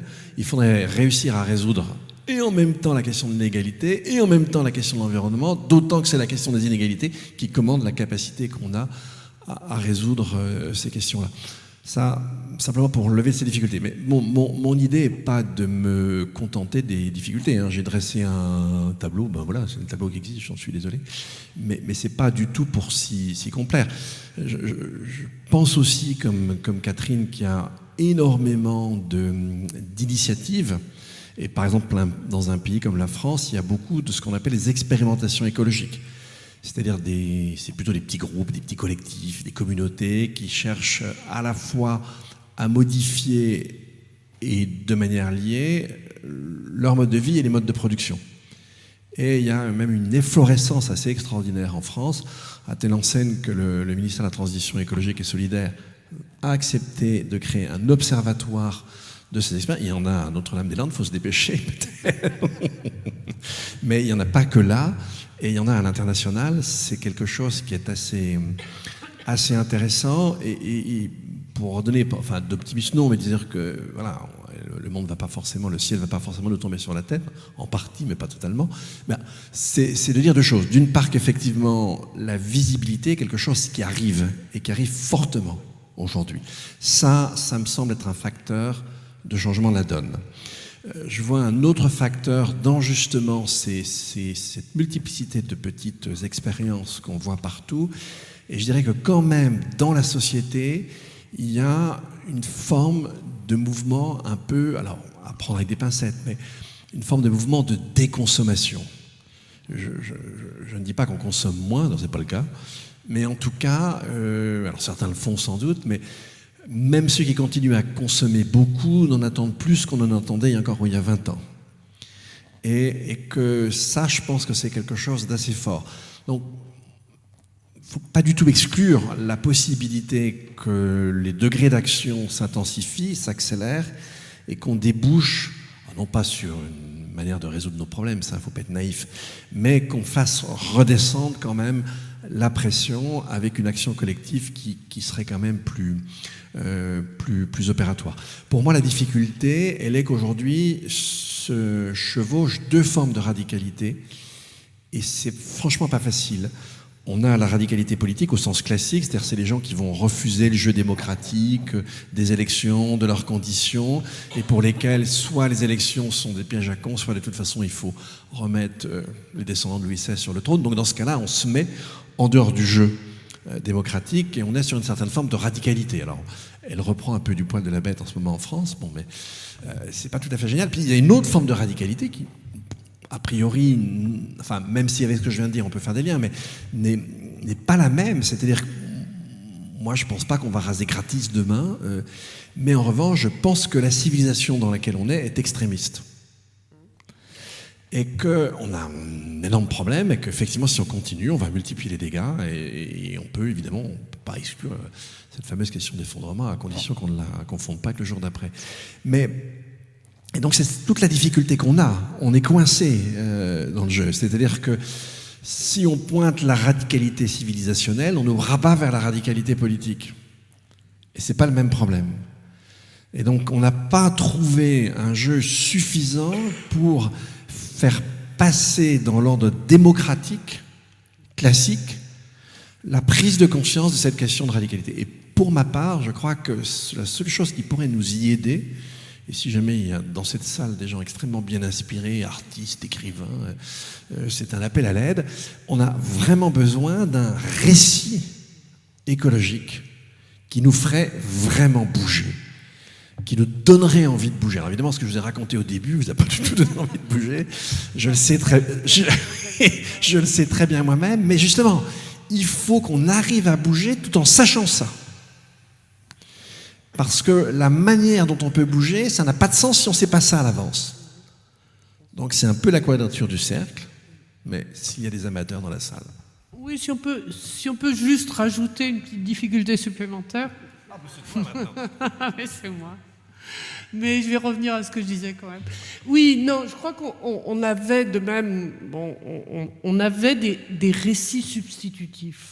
Hein, on a pu opposer le socialisme au capitalisme. Alors, je ne pense pas que la transformation de notre situation environnementale passe par un récit massif substitutif. C'est un peu ça le problème. Donc, c'est pas un artiste qu'on demande, c'est plusieurs, pour plusieurs types de récits. Mais apparentés. Ah oui, mais qui se mettent en réseau. Non, je crois qu'on est... Non, mais ce qu'on voit, c'est qu'on n'agit plus par grand changement global. On n'est pas à la recherche d'un grand soir, ni d'un grand matin. Hein. Il y a une multitude, peut-être ce que Foucault appelait des hétérotopies, des façons de vivre autrement, et il faut qu'elles arrivent à se mettre en réseau. Et pour ça, effectivement, tous les modes de liaison sont bons. Alors, il nous reste une petite demi-heure à peu près. Est-ce qu'il y a des questions dans la salle là? Je vais faire passer le micro, ou alors Jonathan. Alors, il y en a déjà. La première était au fond, en fait, pour tout vous dire, monsieur. Ensuite, au premier rang.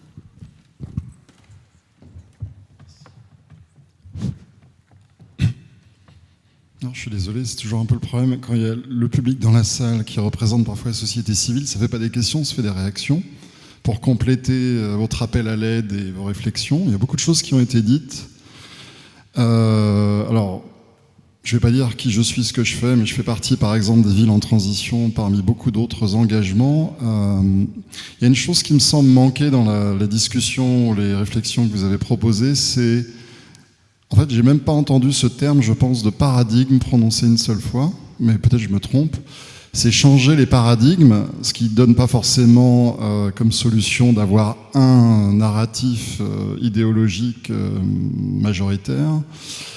Et c'est bien intéressant de discuter des connaissances. On a beaucoup de connaissances, on ne penche pas les pratiques, mais la question, c'est la construction des connaissances. Parce que vous pouvez connaître des choses sans les comprendre ou sans les percevoir et saisir leur subtilité. Et par exemple, dans mon cas personnel, ça a été, j'ai fait un voyage très intéressant au Royaume-Uni de plus d'1 an en faisant un master au Schumacher College. C'est la déconstruction systématique en partie d'héritage cartésien que j'avais accumulé dans des études variées en sciences humaines et en sciences exactes.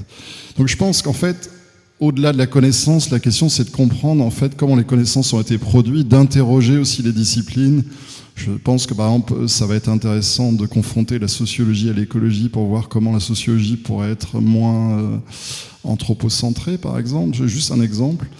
Et je pense que si on donne de manière accessible, avec aussi une part de jeu, d'expérimentation, comme c'est le cas dans les collectifs, comme c'est le cas des villes en transition au niveau local, à la production collective de la connaissance, comprendre ce que c'est que la résilience, pas simplement sur un tableau noir, mais l'exercer au quotidien, et faire le lien entre les expériences pratiques qu'on a, les enjeux et les difficultés de la vie quotidienne avec des paradigmes plus larges, comprendre ce que c'est que la systémique, ce que c'est que l'holistique déjà, arrêter de scinder et de diviser les savoirs. Déjà, vous allez avoir des leviers d'intervention extrêmement puissants qui vont produire, qui vont peut-être intéresser beaucoup d'artistes. Au Royaume-Uni, il y a de plus en plus d'artistes qui s'intéressent à ces sujets. Dans le monde anglo-saxon, il y a des livres qui ont été produits. Il y a même des artistes qui ont créé des initiatives locales de transition. Il y a plein d'expérimentations, tout est là. Mais si vous n'avez pas les clés de compréhension pour produire vous-même votre savoir ou le coproduire, et pas simplement assimiler, absorber des informations qui sont aussi des connaissances, mais qui sont comme une langue morte, c'est-à-dire c'est pas les vôtres, ça va être très difficile pour les gens de comprendre comment eux, au niveau de leur vie, leur subjectivité, de leur situation sociale, comment ils peuvent concrètement agir et pourquoi. Alors que si vous avez les clés de compréhension, c'est déjà beaucoup plus facile. Voilà. Je suis désolé pour cette longue intervention. Non, du tout. Dominique, tu veux réagir ? Mais tu es d'accord, mais tu peux réagir. Alors, pendant que le micro va circuler, est-ce que... Je trouve que c'est vraiment intéressant de poser le problème dans ces termes, parce que je trouve qu'effectivement, une des dimensions du problème tient à la manière même dont, par exemple, moi, j'ai présenté la perspective et les difficultés qu'on rencontre, c'est-à-dire j'ai parlé de connaissances et puis ensuite d'action. Et il me semble que dans une perspective qui serait, par exemple, inspirée d'une orientation de type pragmatiste, c'est à partir du problème qu'on va pouvoir construire la connaissance. Et ce qui manque, au fond, c'est de la conscience que le problème épistémique est en fait aussi un problème politique, et que l'enjeu, c'est de construire un processus épistémique et politique qui soit plus inclusif. Tout simplement au sens où, et ça je rejoins aussi ce que disaient Dominique et Catherine, au sens où c'est intéressant de partir de ce qui se fait par exemple localement, mais pas parce que c'est local ou parce que c'est exotique ou parce que c'est intéressant, mais comme ça a été dit, parce que ça correspond à la prise en compte, j'ai presque envie de faire du rancière de ce point de vue-là, mais la prise en compte tout simplement, c'est qu'il y a du savoir là. C'est pas simplement une pratique qu'il s'agit d'interroger, d'interpréter, puis ensuite de remettre en perspective. C'est déjà de la mise en perspective, c'est déjà de la théorie.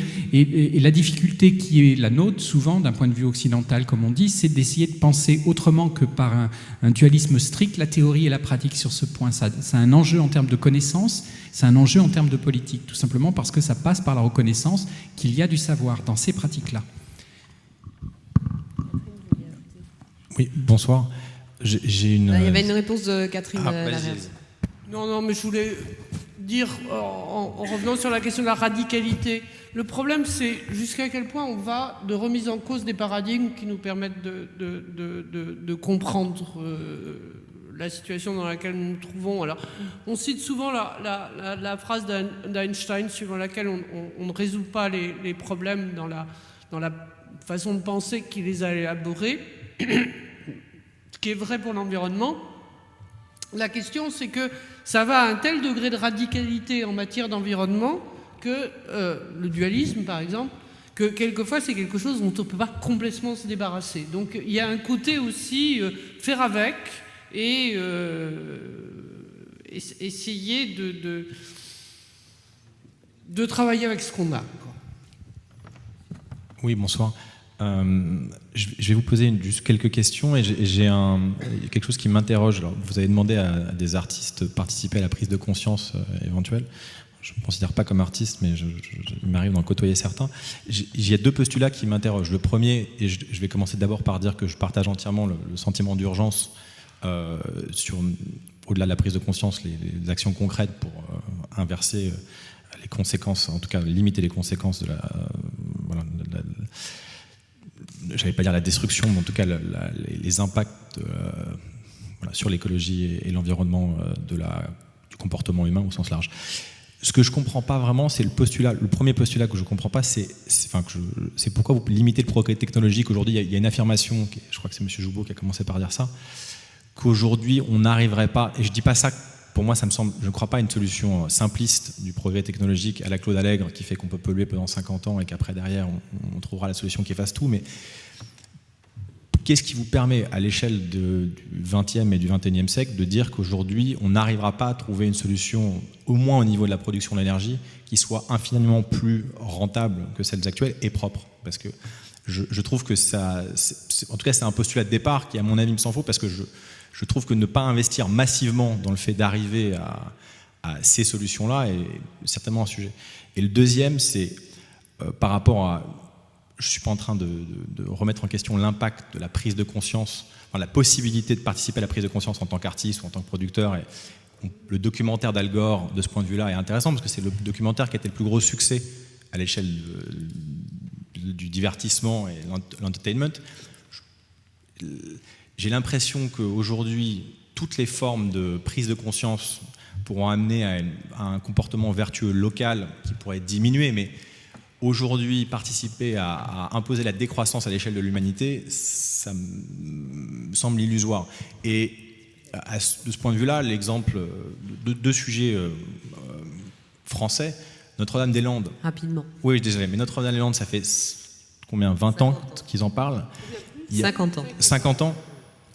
Ils vont donc arrêter, ils ne vont pas faire l'aéroport à Nantes, mais, enfin dans les environs, mais il n'y a pas de prise de conscience générale à l'échelle française, et encore moins à l'échelle européenne, du problème du transport. Il n'y a pas cet aéroport-là, mais ça n'arrête aucun autre aéroport. Pourtant, en France, on est particulièrement informé sur le sujet. Le sujet de la dette, c'est un sujet dont on parle aussi depuis au moins une bonne trentaine d'années. Il n'y a pas de vraie prise de conscience, de volonté d'inverser les choses.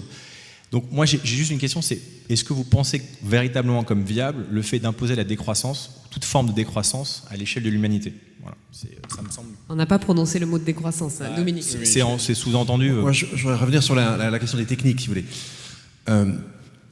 Les raisons qui nous conduisent, non pas à rejeter les techniques, c'est absurde, hein, c'est pas du tout le cas, mais rejeter l'idée a priori d'une toute-puissance sont les suivantes. Ce que je vous ai dit sur la question de la non-substitution au capital naturel, le fait qu'on va chercher d'autres compartiments du capital naturel pour les exploiter.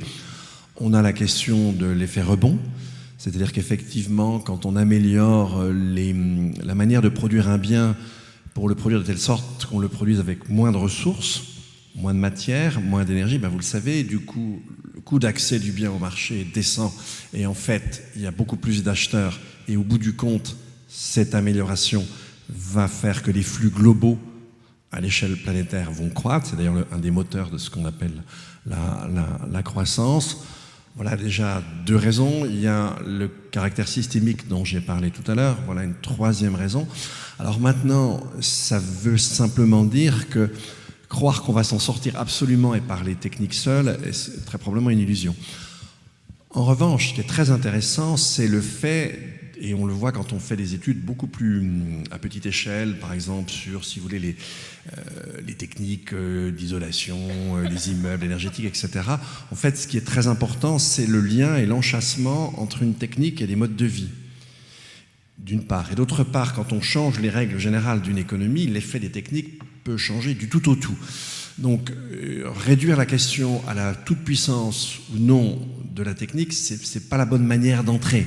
Il faut se débarrasser de ce fantasme pour ensuite arriver de manière plus fine et voir qu'il ne s'agit pas de rejeter les techniques, mais de bien les comprendre par rapport à ce qu'on va rechercher, et donc les modes de vie d'une part derrière, et puis d'autre part les règles générales qui vont faire que leurs effets sont complètement différents. Ça, c'est la première chose. Maintenant, je n'ai rien contre le fait qu'on cherche une technique, par exemple une manière d'exploiter l'énergie qui nous donnerait l'énergie infinie. Ben si, quand même, si, j'ai quand même quelque chose contre, parce que quand je vois les bêtises qu'on a faites avec le pétrole, je me dis que si, par exemple, on maîtrisait la fusion, ben, même moi, je vais chercher à fuir sur Mars, hein, parce que les dégâts sur Terre, si on dispose d'une technique, d'une énergie infinie, ça va être terrible. Et là, très franchement, ne vous identifiez plus aux animaux parce qu'ils ont déjà morflé, ça va être encore pire. Donc, si on possédait une source d'énergie infinie, je crois qu'on ferait un nombre, passez-moi l'expression, mais de conneries infinies. Et l'humanité n'est vraiment pas capable de maîtriser ce genre de choses. Ça, c'est un premier aspect, puis j'ai complètement oublié ce que je voulais dire après. Oui, bah alors je vous laisse dire. Non, mais ça vous semble plus raisonnable de penser qu'on est capable de convaincre l'humanité de changer suffisamment ses comportements? Ah, la décroissance, attends, oui.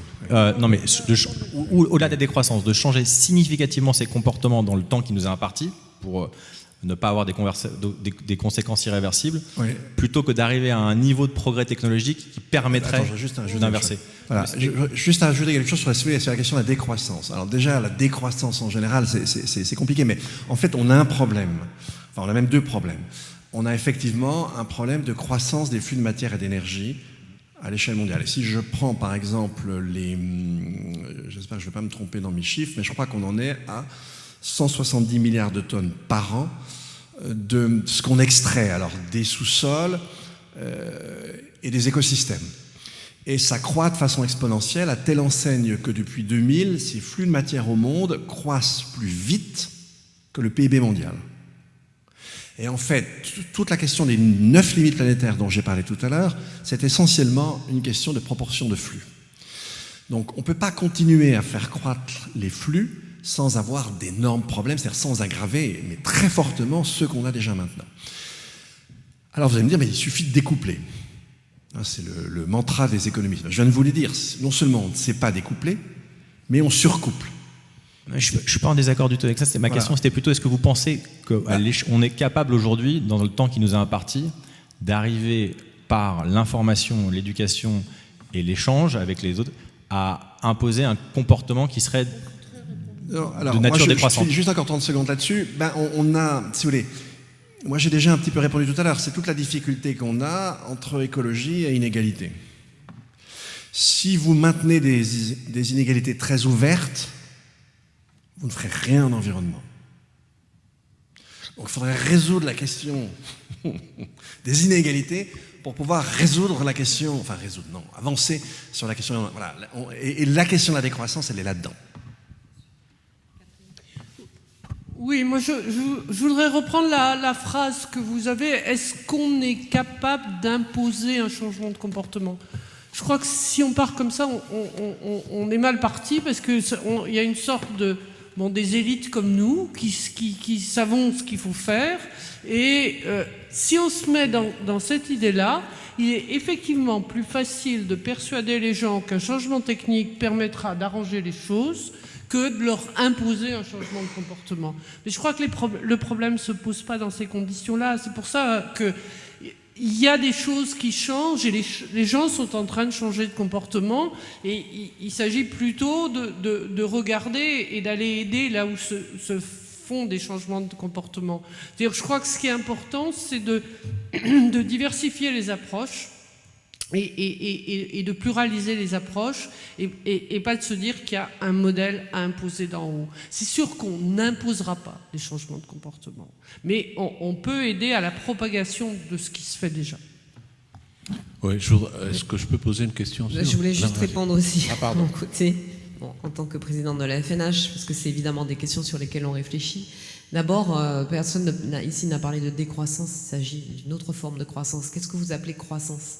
La croissance, aujourd'hui, au sens où on l'entend, alors pas seulement la croissance des flux de matière, mais la croissance au sens où on l'entend, est-ce que c'est le monde tel qu'il va aujourd'hui, avec 1 milliard d'êtres humains qui ne mangent pas à leur faim, avec à peu près autant d'êtres humains, et pas forcément les mêmes, qui vivent avec $1 par jour, et 3 milliards d'êtres humains qui vivent avec $2 par jour. On a toujours ce chiffre de 1 milliard de personnes, 900 millions, allez, on n'est pas à 100 millions près, vivent avec $1 par jour, mais il y en a 3 milliards qui vivent avec $2 par jour. Et dans nos pays dits développés, les inégalités, vous en avez parlé, ne cessent de se creuser, et ce creusement, cette aggravation des inégalités, dans ces pays dans lesquels il y a de la croissance, produisent des effets sur les populations qui sont extrêmement graves. en termes de violence, en termes de suicide, en termes de dépression, en termes de phénomènes de filles mères, etc. Alors ça ne veut pas dire que parce qu'on est pauvre, on devient violent et dépressif, mais ça veut dire qu'il y a ces inégalités installent un climat et des problèmes de comportement qui influent sur l'ensemble de la société et qui influent sur les résultats économiques aussi de l'ensemble de cette société. Donc on peut peut-être se poser les questions de la limite de la croissance au sens où on l'entend aujourd'hui. Qu'est-ce que c'est la croissance? C'est avoir plus d'objets manufacturés? C'est avoir plus d'écrans, plus de téléphones? Ou bien est-ce que c'est avoir une santé publique mieux préservée, un système alimentaire plus équilibré à l'échelle d'un pays comme à l'échelle du monde, un système économique et fiscal un peu moins dur aux plus faibles et un peu plus égalitaire? Nous, c'est la croissance qu'on propose, et c'est pas de la décroissance, c'est de la sobriété. C'est pas tout à fait la même chose, c'est d'ailleurs pas du tout la même chose. Et c'est mettre autre chose dans nos vies pour leur donner du sens que de la consommation et de la consommation d'énergie fossile. Et puis, non, il n'y a pas de solution miracle en fait technologique. Et il n'y aura jamais de solution miracle technologique. Il y aura peut-être des solutions technologiques extrêmement performantes, mais elles ne nous dispenseront jamais, ces solutions, de repenser, si nous voulons faire face, de repenser nos comportements à une échelle individuelle, à une échelle collective. Vous n'allez pas produire une voiture 100% propre qui permettra de ne plus se poser la question des mobilités, de ne plus se poser la question de la place du véhicule dans nos vies et dans nos villes, et qui n'aura aucun impact sur l'environnement. Ça n'existera pas. Parce que si vous considérez qu'il faut continuer à utiliser autant de voitures que nous en utilisons aujourd'hui en faisant une voiture ultra propre, eh bien le processus de fabrication de ces voitures-là, forcément à un moment, créera de la destruction ou de la captation de ressources rares. Donc il y a des solutions à mettre en œuvre, très intéressantes, y compris sur le plan du progrès technologique, mais nous ne pourrons pas faire l'économie de la transformation de nos modes de vie. Il n'y a aucun modèle, même les plus climato-sceptiques, qui pourrait démontrer ça. Question. Merci, Mme Pelland. Je suis assez d'accord avec ce que vous dites là, mais je voudrais revenir sur la décroissance, c'est-à-dire pour enlever ce terme-là, parce que tout à l'heure a été utilisé le terme de déconsommation, pas de décroissance.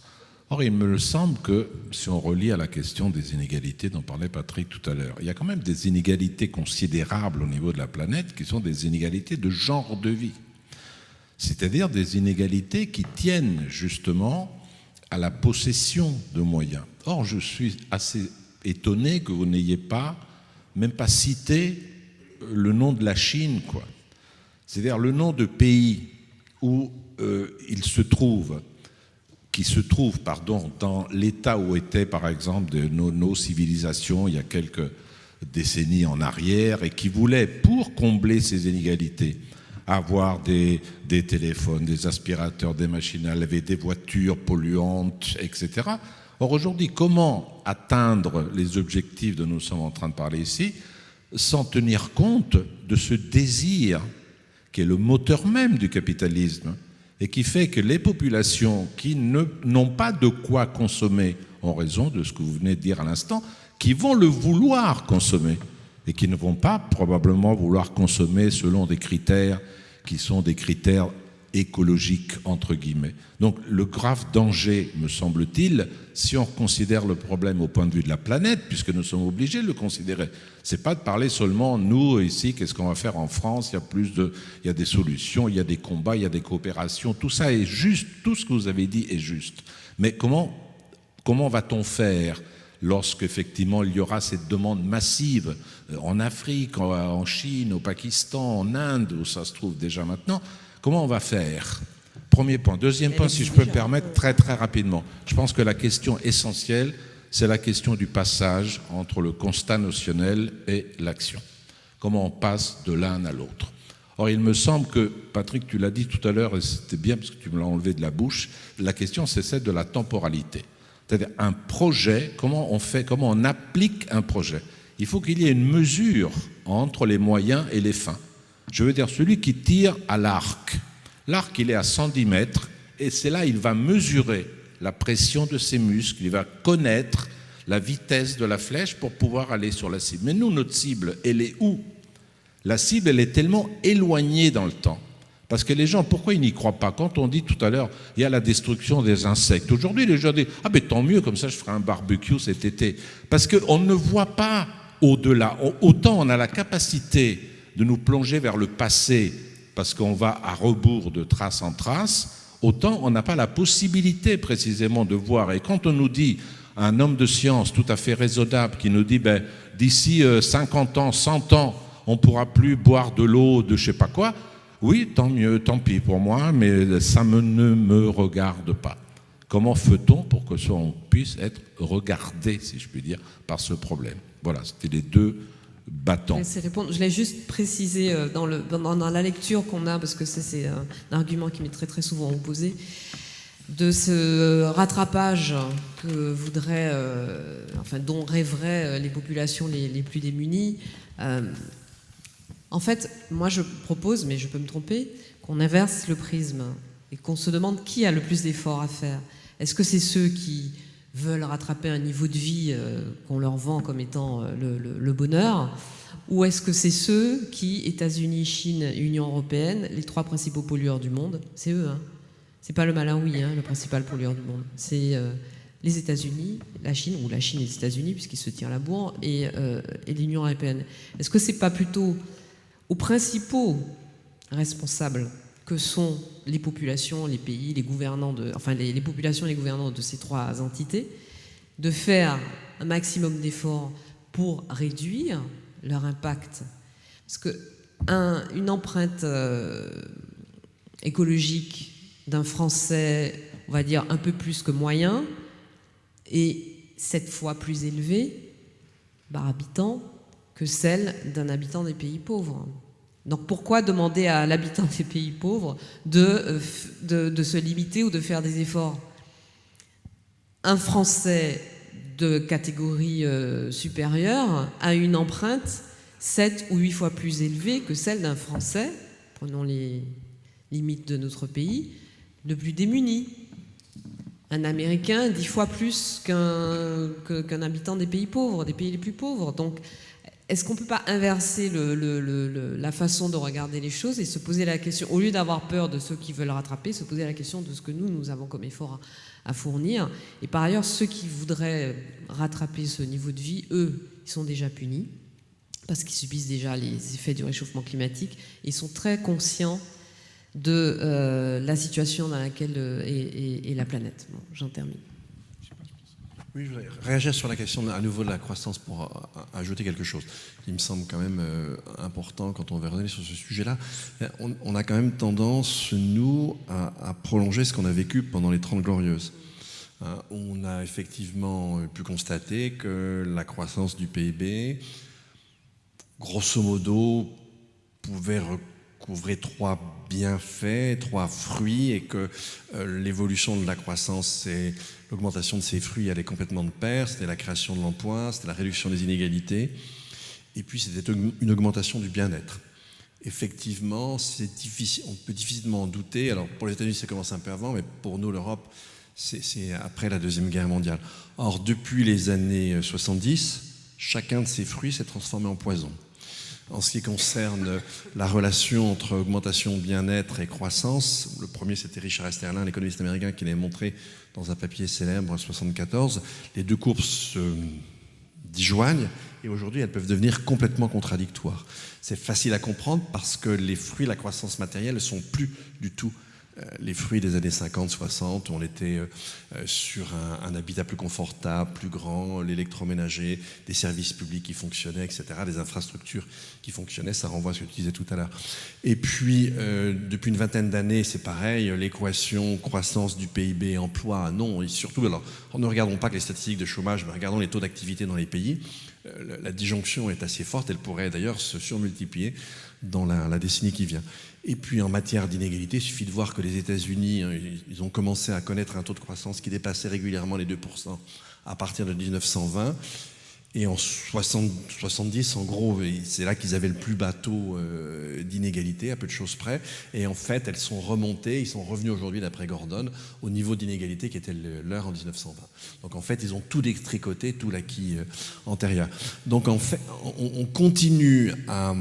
Enfin, on dégrade très fortement nos conditions physiques d'existence pour des biens qui n'existent plus. C'est une manière de revenir à ce qui était dit sur les représentations tout à l'heure, parce que le fait de dire j'en ai rien à faire qu'il n'y ait pas d'insectes, au contraire c'est mieux, je vais prendre mon barbecue plus sympa, je vais pas me faire piquer par une guêpe, si je détricote une certaine forme de paradigme moderne, je comprendrai pourquoi c'est assez dangereux si je me fais pas piquer par une guêpe. Mais bon, mais pour dire que là on a un problème de représentation, c'est-à-dire qu'on fantasme quelque chose autour de la croissance qui déjà pour nous ne marche plus.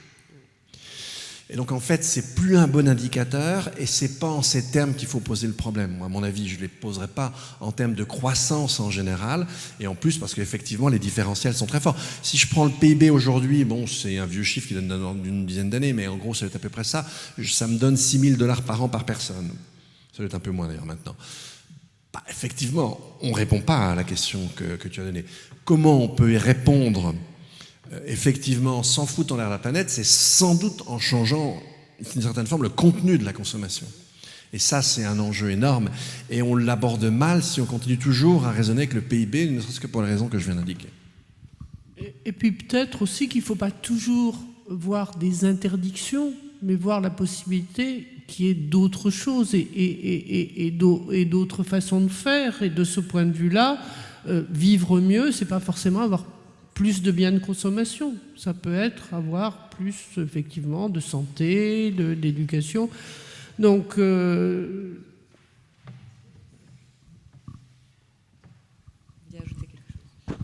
non, simplement pour dire que ce qui est intéressant aussi, c'est de regarder la manière dont évoluent, au regard de ces questions-là, les théories de la justice. C'est-à-dire ceux dont le travail, c'est de réfléchir sur les normes de la justice. Et on a observé que depuis les années 70, il y a eu des modifications très très importantes qui vont plutôt dans le bon sens, il me semble. C'est-à-dire que au-delà de la question de la nécessité, dont tout le monde convient, de réduire les inégalités, pas simplement parce qu'elles sont injustes en elles-mêmes, mais parce qu'elles produisent des effets. C'est-à-dire que tout à l'heure, vous parliez des effets négatifs sur les plus faibles, des inégalités fortes, mais il y a énormément de comportements immoraux qui sont liés aux inégalités hautes aussi. C'est-à-dire que le problème se situe en haut et en bas de l'échelle des inégalités. Mais aujourd'hui, ce qu'on observe de plus en plus dans ces théories, c'est l'introduction comme facteur de détermination globale de notions comme la notion de limitarisme, par exemple. La question de la limite, elle est introduite maintenant de manière forte dans la réflexion sur la question des biens qu'il s'agit de répartir. La question de la qualité de la vie est intégrée de manière très très forte, avec un dépassement aussi des oppositions un peu stériles entre politique et éthique de ce point de vue-là. La notion de frugalité, la notion de sobriété. Donc on voit bien que déjà sur le plan un peu sophistiqué des théories, on voit déjà la nécessité quand même de travailler la question du contenu de la consommation au fond. Et ça, je crois que c'est vraiment un indicateur qu'on va dans une direction qui est tout à fait intéressante. Ouais. Tant qu'on y est, sur la surcroissance, décroissance, là on ne l'a pas dit, mais pour clarifier ce qu'on a dit, je crois que la question, c'est effectivement de multiplier les indicateurs, de pas s'en tenir à la seule mesure du PIB qui homogénéise des choses très différentes, au regard du PIB, une marée noire, ça crée du travail, donc ça augmente le PIB. Donc multiplier les indicateurs, et on a un peu tendance à penser que c'est les gens du commun qui voient mal les choses. Je crois que c'est à nos élites dirigeantes qu'il faut s'adresser et qui sortent de l'idée que tout ce qu'on attend, c'est une croissance du PIB. Bonsoir. Bonsoir. Je voudrais aussi enchaîner aux deux dernières questions qui ont été posées, et surtout la dernière là sur le pourquoi cela m'intéresserait. Et il me semble que même si on a parlé beaucoup des faits et de ce qui se passe aujourd'hui, ce soir, on a un peu ignoré le côté pourquoi qui dépasse les faits et qui exige en fait non pas juste que l'on sache ce qui se passe, mais qui exige que l'on formule une éthique environnementale. Et il me semble aussi qu'il y a deux possibles réponses à cette éthique. ou comment est-ce qu'elle devrait être formulée et pourquoi est-ce que cela devrait nous intéresser, notamment en accentuant le danger concret qui nous concerne. Et donc, ce serait une éthique, entre guillemets, égoïste, parce que, bon, l'humanité est en train de disparaître, etc. Mais alors, cela ne résoudrait pas la question pourquoi, parce que je peux toujours dire, ça ne m'intéresse pas ce qui m'arrive, ça ne m'intéresse pas ce qui arrive à l'humanité. Ou bien, de l'autre côté, il peut y avoir une éthique qui accentue l'altérité et le fait que même si ça ne nous intéresse pas ce qui se passe à nous, et même si ça ne nous affecte pas nous, on n'a pas le droit de tout faire envers ce qui n'est pas nous, soi-disant. Et par rapport à ça, je voudrais aussi accentuer un autre plan qui n'est pas celui des faits, qui est celui de l'essence de l'homme. Parce que tout à l'heure, quand vous avez dit qu'il n'y a pas d'invention technologique qui puisse être tout à fait propre, tout à fait écologique, ainsi de suite, j'irais un pas plus loin pour demander, même si on avait la possibilité de faire une telle invention, admettons ça juste pour la mort de l'hypothèse, il me semble que ce qui serait menacé encore serait la façon d'être de l'homme. Parce que même si on avait les voitures les plus écologiques, ça ne nous ferait pas ne pas agir comme des machines, ne pas être de plus en plus rapide, de plus en plus accru et dépendant de nouveautés, de connaissances et ainsi de suite. Donc ça ne nous épargne pas le fait de nous transformer nous-mêmes dans des machines, ça dit. Voilà.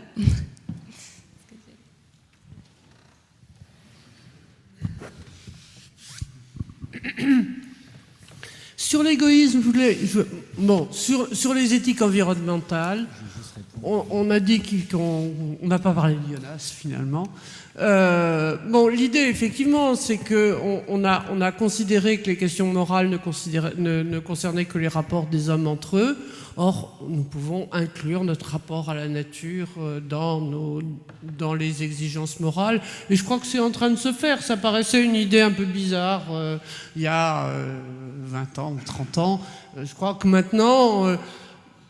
alors c'est très très net vis-à-vis des animaux, mais je crois que c'est aussi net vis-à-vis de la nature, que ça ne soit pas uniquement d'un point de vue intéressé, que ça ne soit pas bon de détruire des forêts, mais que ce soit un mal aussi qu'on fait aux forêts. Je crois que c'est quelque chose qui se répand dans les idées, et ça me paraît juste. Je vous rappellerai qu'en 1999, quand il y a eu la tempête entre Noël et le jour de l'an, et qu'il y a eu des arbres cassés dans les forêts, il y a des gens qui ont pleuré. Et donc, que nous ayons une sorte d'empathie vis-à-vis de l'ensemble du vivant, et que ça, c'est pas ça qui changera tout, mais que ça nous permette de voir les choses différemment, moi je pense que c'est important. Alors, sur les éthiques égoïstes, je voulais parler d'un livre qui m'a beaucoup frappé, d'un philosophe américain qui s'appelle Sam Scheffler. Ça s'appelle After Death, après la mort, et c'est une série d'expériences de pensée qui montrent que pour donner sens à notre vie, quand nous vivons pas au jour le jour, pas à la minute, nous avons besoin d'avoir confiance en quelque chose pour continuer. Mais ce que montre à partir, à la façon de la philosophie morale américaine, c'est-à-dire avec des expériences de pensée très travaillées que je n'ai pas le temps de présenter, mais ce qui montre, c'est que pour donner sens à notre vie, ce qui nous gêne, c'est pas le fait que nous sachions que nous allons mourir, mais nous avons besoin, pour donner sens à notre vie, d'être sûrs qu'il y aura de la vie après nous, que les humains continueront à exister, et je dirais que la Terre continuera à exister. Et ça me paraît important pour comprendre que nous ne sommes pas aussi égoïstes que nous le croyons, et pour comprendre à quel point vivre dans le monde avec les autres humains, mais aussi avec les vivants, c'est important pour la propre confiance que nous avons en nous-mêmes. Et de ce point de vue-là, ça me paraît important. Gérald. Oui, juste une petite remarque, je suis arrivé en retard, pardonnez-moi. Je regardais ces magnifiques fresques et ce bateau qui est probablement un tonnier, et je me dis, mais quelle charge ils pouvaient mettre là-dessus? C'est une petite comparaison sur notre vaisseau spatial qui est la planète Terre. Combien d'habitants on peut supporter et quel type de consommation par rapport à ces habitants? Alors vous avez sûrement parlé de démographie, ça me paraît important. Et tout ce qui s'est dit ici, je l'ai vécu étant rapporteur de la mission Notre-Dame-des-Landes, on l'a vécu sur le terrain. On n'a pas parlé d'écologie.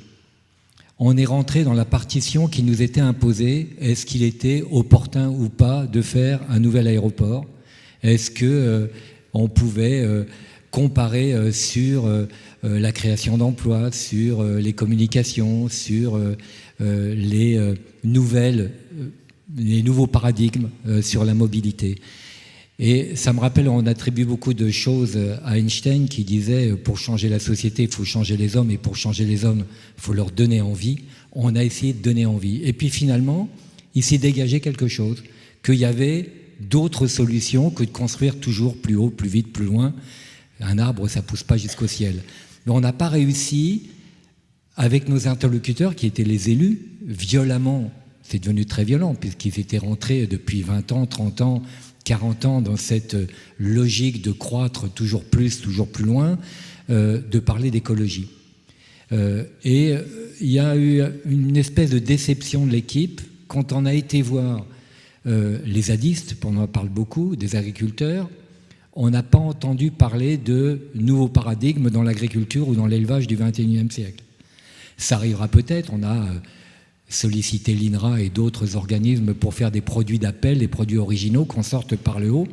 Pas plus que de l'autre côté, on a une nouvelle aviation, une nouvelle façon de se mouvoir, de la mobilité. Il n'y a pas que l'avion après tout, il y a aussi d'autres choses. Ça viendra peut-être. En tous les cas, on a pris une leçon de démocratie. C'est un petit peu pour répondre à la remarque de tout à l'heure. Et tout ce qui s'est dit ici, on l'a vécu en expérimentation sur un problème qui n'aurait jamais dû être un problème. D'ailleurs, on a commencé notre rapport par une interrogation qui est « Où atterrir ?», en référence au livre que vous connaissez bien. Et on a terminé par un point d'exclamation « Plus jamais ça », qui est un vœu pieux. Mais en tous les cas, ça s'est vérifié. Merci beaucoup. Ce n'était pas une question, mais juste une petite réponse.